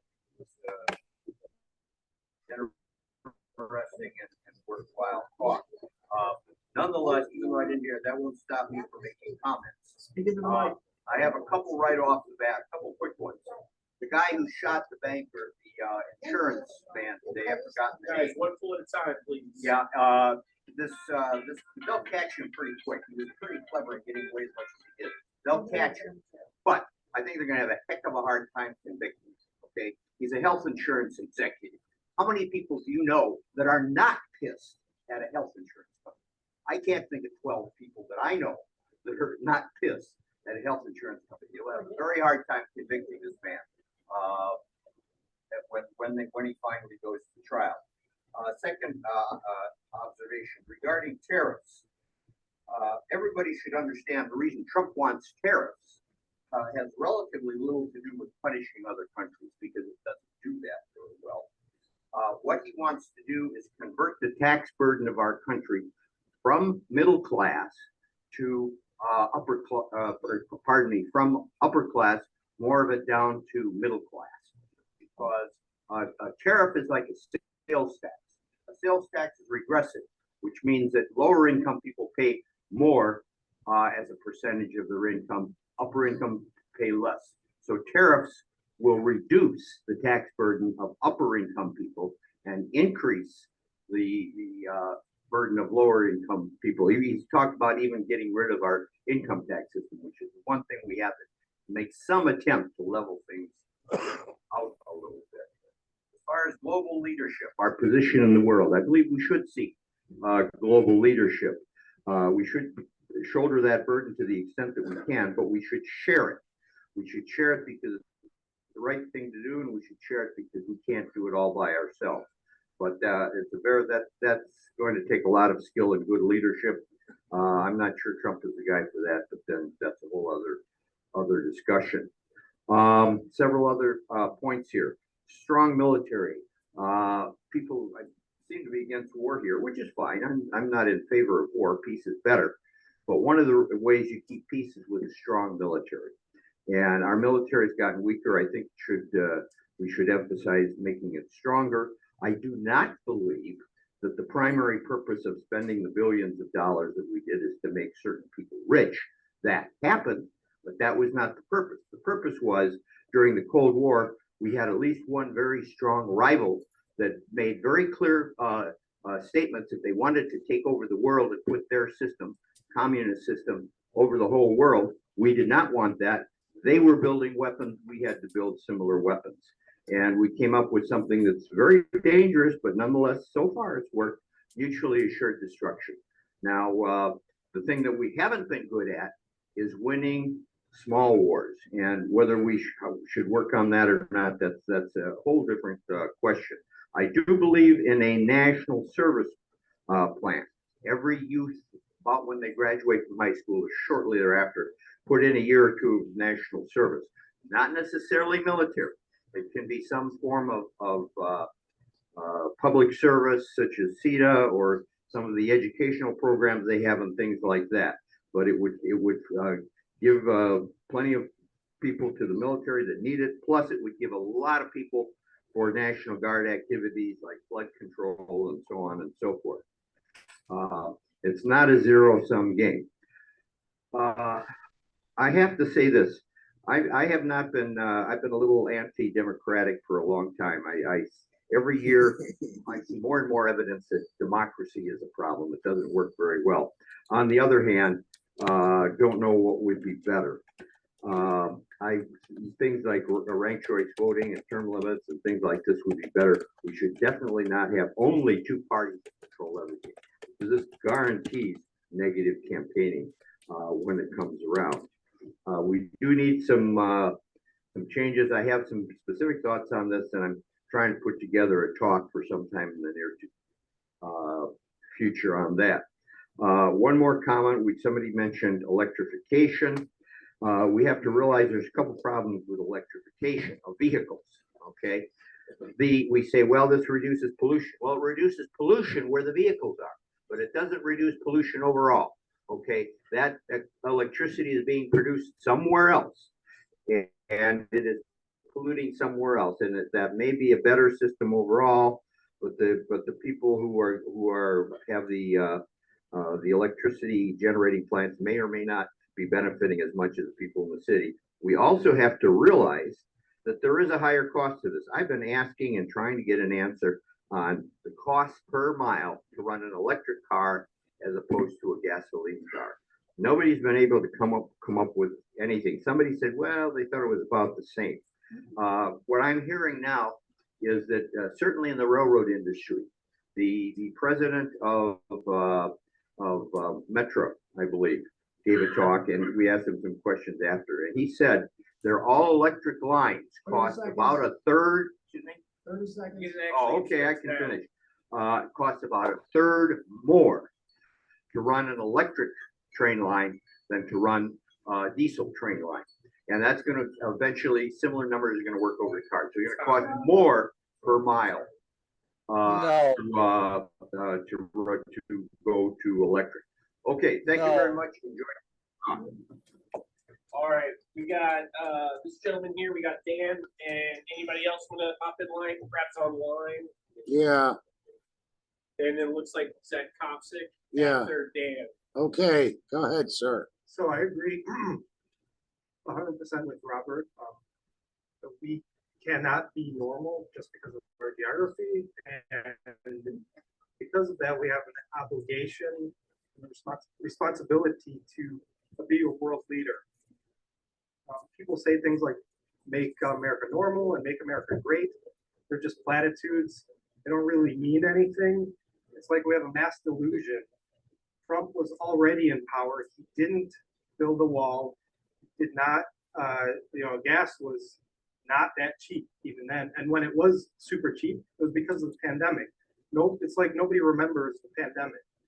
And in 2017, Trump, before the entire world, stood up at a press conference because he was saying the same things about government efficiency. We have to slash, we have to cut government expenses. So what did he do? In the Wuhan lab, which we know, or a lot of people think that's where the virus came from, COVID-19, he removed the American scientists from that lab. And when a journalist challenged him at this press conference in 2017, he stood up before the world and said, "We don't need them now." He kind of laughed it off. "If we need them, we'll just send them over there." So I strongly believe if those American scientists were there in China, China is not they have no transparency. They could do whatever they want. They don't care. So if we had, that's why we had American scientists there. We had a pandemic playbook that had been built like 79 pages or something. So I think it started in the Bush administration, handed over to the Obama administration. I'm not a fan of either of those two administrations, but they had a pandemic playbook for just such an occurrence. Trump just threw that out the window. So he saved, I want to say it was like $2 or $3 million from removing these American scientists from the Wuhan lab. This is the Chinese lab where we think the virus came from. Saved a couple $1 million. We ended up paying $6 trillion for pandemic response. So that does not sound like government efficiency to me. We'll see if that happens again. I mean, Eric, it sounds like normalcy is like the U.S. takes a step back. Unfortunately, we can't really afford to do that because of the geography and because of our fortuitous position in the world.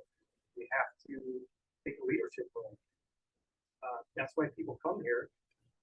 My parents were immigrants. They came here because for economic reasons, because our economy is so good. But many people come here for the civil liberties, the freedoms, freedom of speech, all the Bill of Rights, all that stuff. So because of all those things, we have to celebrate all that. And the way we do that is by being the leaders in the world. Thank you. All right, thank you. Okay, All Dan. right, Dan.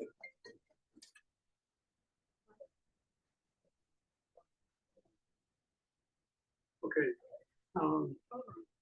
Eric, I learned something about the printing of money. The printing of money is like a credit card. So when corporations buy food from Mexico and it's made, it's shipped here, the price is cheap. Even when food comes from China, I find in the store. America doesn't grow much food anymore.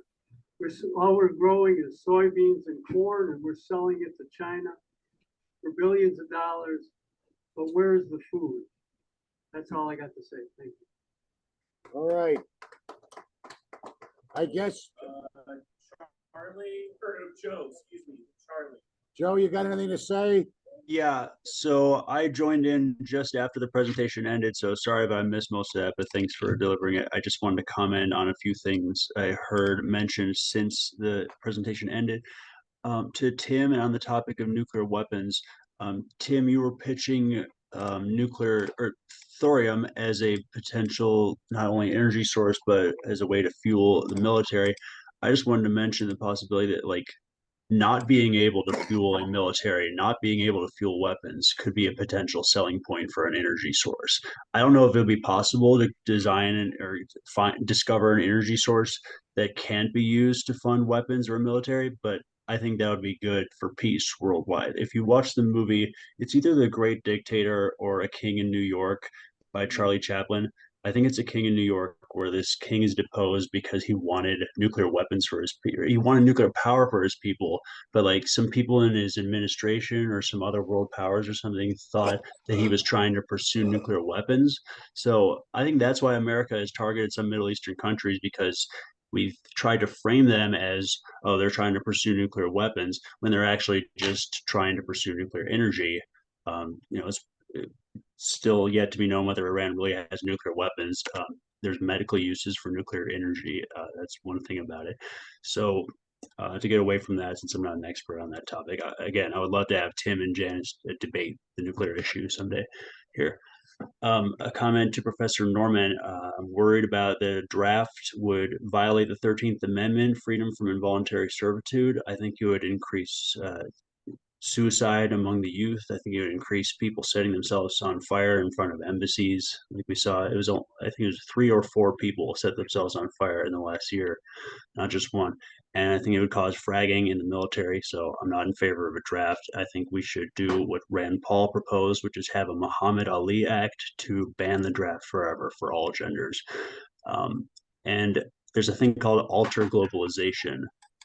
They support global cooperation and interaction, but oppose the negative effects of economic globalization. I think what we should be doing is seeking economic globalization, like integration of international markets without lots of close, regulation by states.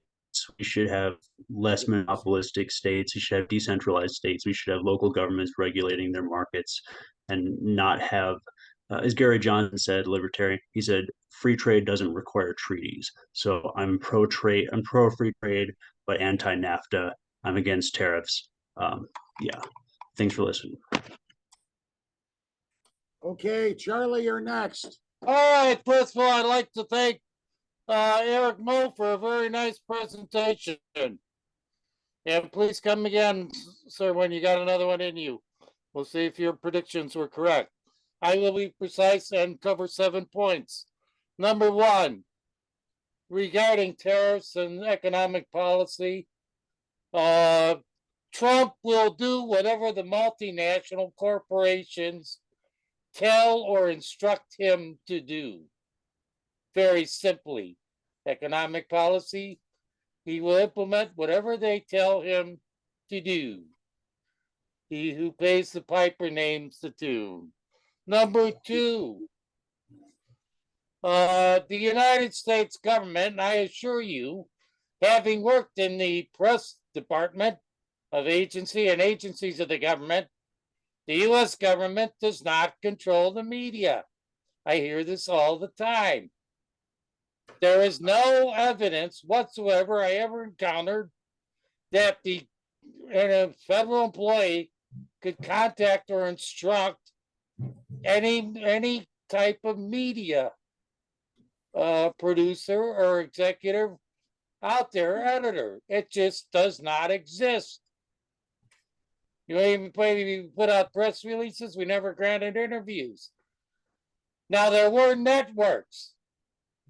In the beginning, we had newspaper chains, you had networks, radio, and then TV, 3 networks. That actually was what you needed to preclude or prevent any control of the media, because you had big media chains and they were strong enough to resist any attempt whatsoever by the government to control them. That's what I mean. You guys get this backwards all the time. Number three, the United States is a success economically. I heard a new guy there. The United States was successful for three reasons. One, invention. As the speaker stated, invention. The other one was two, an endless supply of immigrant labor who are willing to work cheaply under poor conditions. And number three, a very limitless supply of natural resources or minerals like nothing else existed anywhere else on the planet. We had minerals beyond belief, lumber, bauxite, iron ore, coal, whatever you needed, we had a gold, an endless supply. So there's nothing unique about the U.S. success other than situation.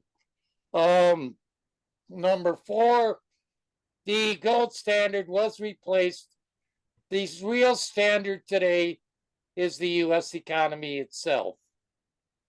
That's what replaced the gold. Gold is kind of an old-fashioned idea, but is the U.S. economy itself that is the standard that is being used today. Let's see. Five, the thing about the Cold War, communism, capitalism. Let me rightly, I gave a talk on this.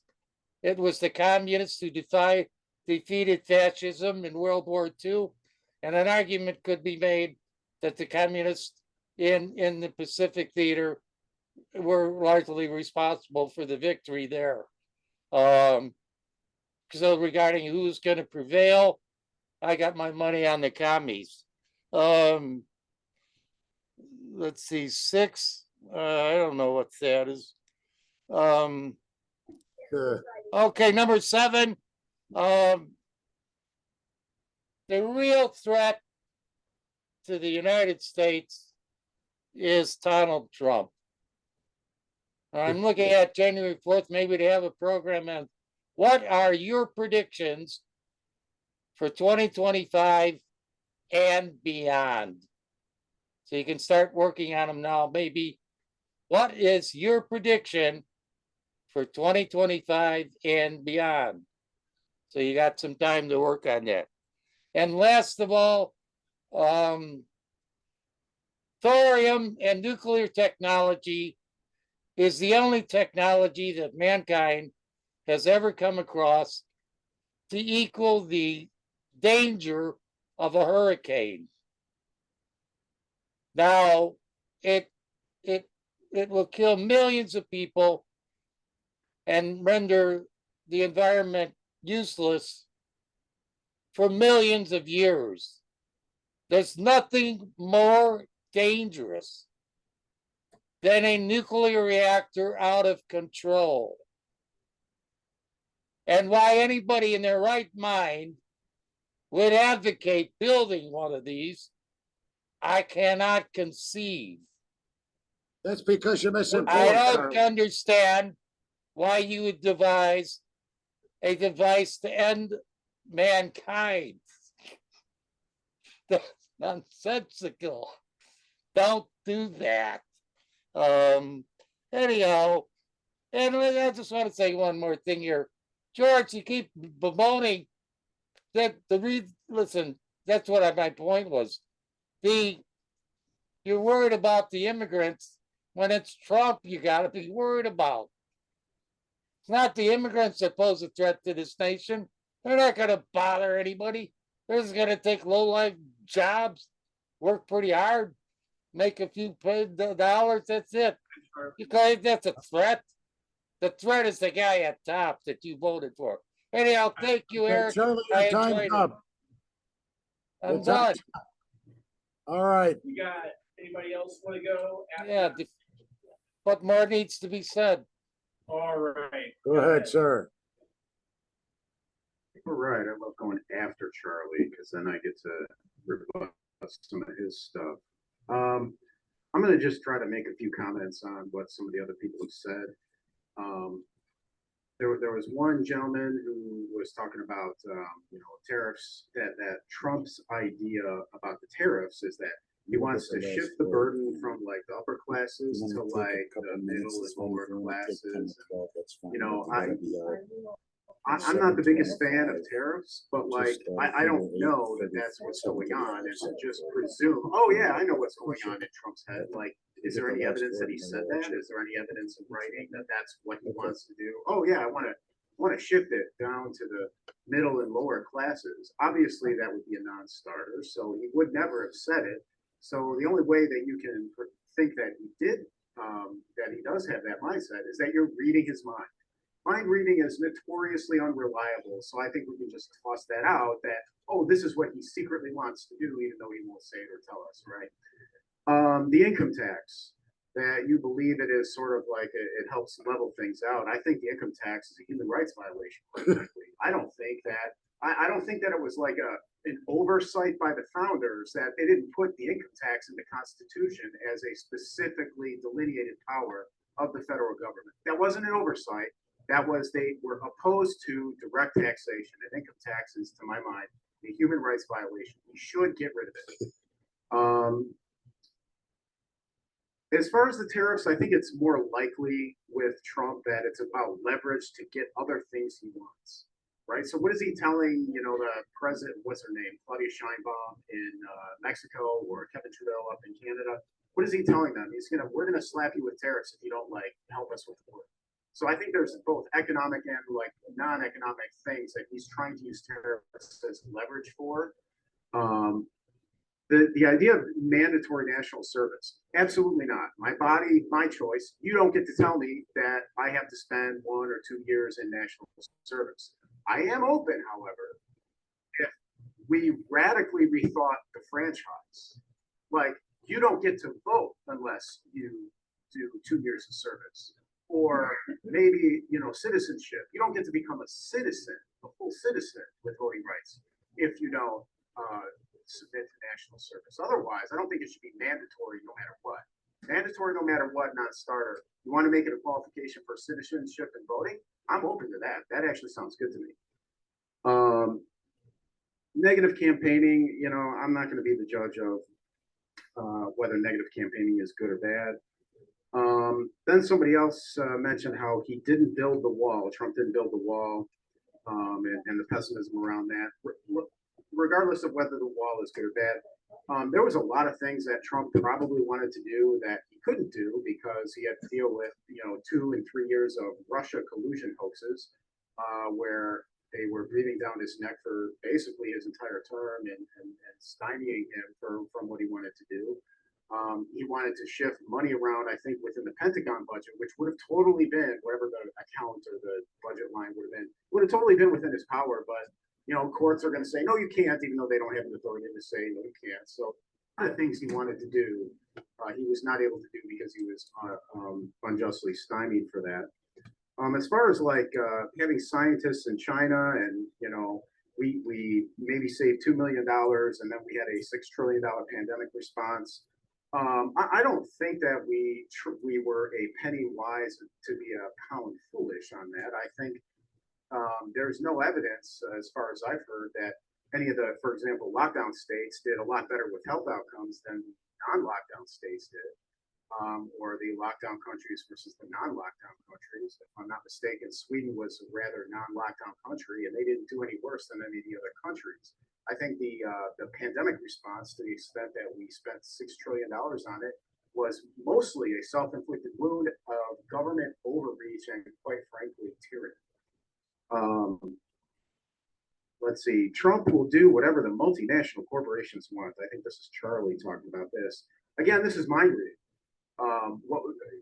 I'm sure he's going to be beholden to some interests. Every politician, when you get to that level, you're going to be beholden to certain interests.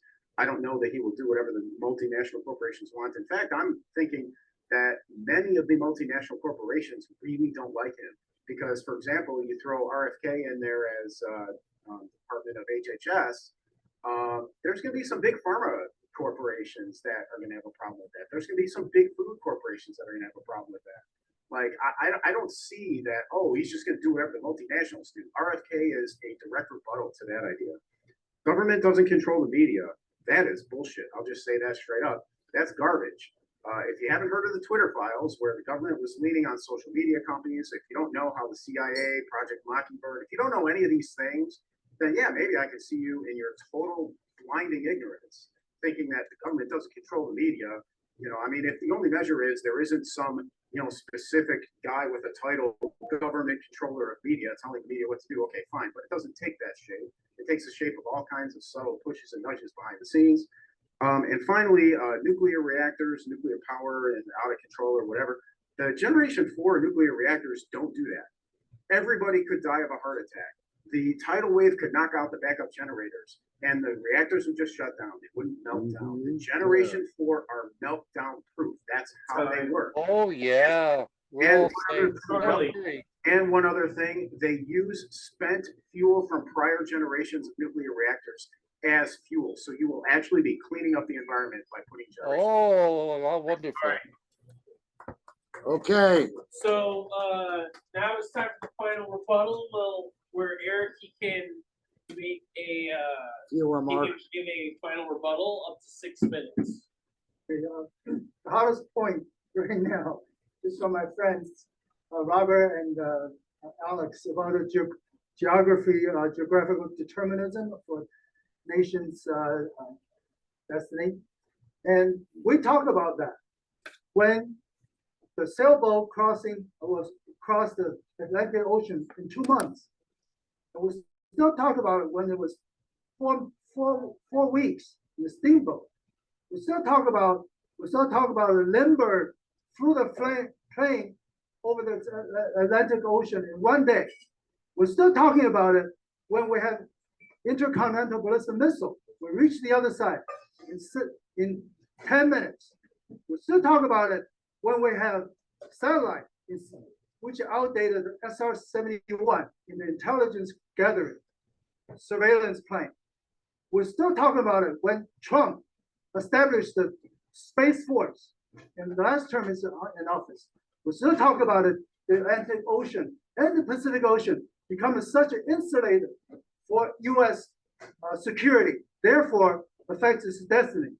We're still talking about it. Think about it. Maybe it becomes a culture because that's how we started, but over time, the reality will influence culture.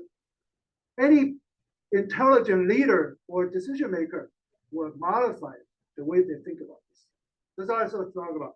And the immigration, I noted I didn't omit an immigration issue by chance. I purposely, because the immigration is a scapegoat. The immigrants, legal, illegal, they're scapegoats. Granted, I'm a selfish man. I'm not very kind. I don't like people handling on the street side and they're immigrants and stuff. I don't want to see that. But I won't say in good conscience that they're affecting our safety or our crime rate or economy. I don't believe. That's why I didn't mention inflation as a part of them putting us in the inflection point because of immigration. And the Russian lady, I just want to add one point because she mentioned in general the relations between China and Russia. In the 1990s, when the Cold War just ended, Russia was using at the advice of the West, using the shock and awe, like the shock therapy to reform the economy from a public sector to a private sector. And Russia is big trouble and chaos, very weak point, and China didn't take advantage of it. And I think that a step that helps the ensuing the Russian and China relationship when it's necessary to face the challenge of the war. And the BRICS, the BRICS point, the point about BRICS that Robert mentioned. I have no rebuttal on that. We just have to wait and see. All the challenges he mentioned, legit. There's no reason not to believe it. But when it will happen, what happened is the country is able to minimize it, to resolve it. We will see. And I'm hopeful that he is, apparently. And Tim's point, resonates with me. No system will work without moral character and trust among human beings. No system will work without those two. That's what's so important. Whether you get it from Confucianism or Jesus Christ or the Christianism or Islam, How you get it or just born with it, you need those two. Just the others, just a different avenue, different culture. And the EV, the electric vehicle. The electric vehicle, it's a good point. The totality, maybe electric vehicle is more polluting than the gasoline. But let me leave you with this point. That doesn't totally entirely negate the usefulness or benefit of electric vehicle. Just like you vacuum your house, you have to dump the dust somewhere, right? You don't just eat the dust or make it disappear. You have to dump it somewhere, but that doesn't negate the necessity or the merit of having someone vacuum the house. Just think about it. Maybe we don't want we'd rather have the pollution in the wild area where when you mine the minerals than the crowded city. Maybe, I don't know, right? I'm just saying, you still vacuum the house, although you have to dump your dust somewhere. And the control of media. Yeah, I agree with that. I just want to add, the way you control the media, not only through the FBI, their other pressure, also, if you believe the corporations control the government and politicians, and corporations, it's a fact. Some corporations own some media companies. So corporation controls both government and media companies. So government and media companies, they're in line. All right? Although it's not the control relationship between government and media, but the end result is pretty much the same. And finally, the nuclear thing, I want to say, the nuclear thing, I'm not saying, but I've read about, or I heard about this new like cold fusion kind of nuclear that without radiation or any that kind of danger. But that's early phase. That's early phase. But that's pretty safe. It sounds pretty good. So hopefully, number one, maybe nuclear power is not that dangerous. If it's dangerous, hopefully we can. No, it's not dangerous. One foot at a time, Charlie. Okay. And tariff. That's true. Trump used tariff. It's like a Swiss Army knife on a lot of things, economic trade issue and immigration issue. He uses the leverage. And also Trump's tactics usually escalate to de-escalate. So yeah, I'm not too worried about the tariffs anyway. I think we will resolve itself one or another, and he will lessen the severity of it. That's all I have to say. Thank you for this opportunity. All right, thank you for coming. All right, Justin, go ahead and adjourn us. College is adjourned. Thanks for coming. Good one. See you next time.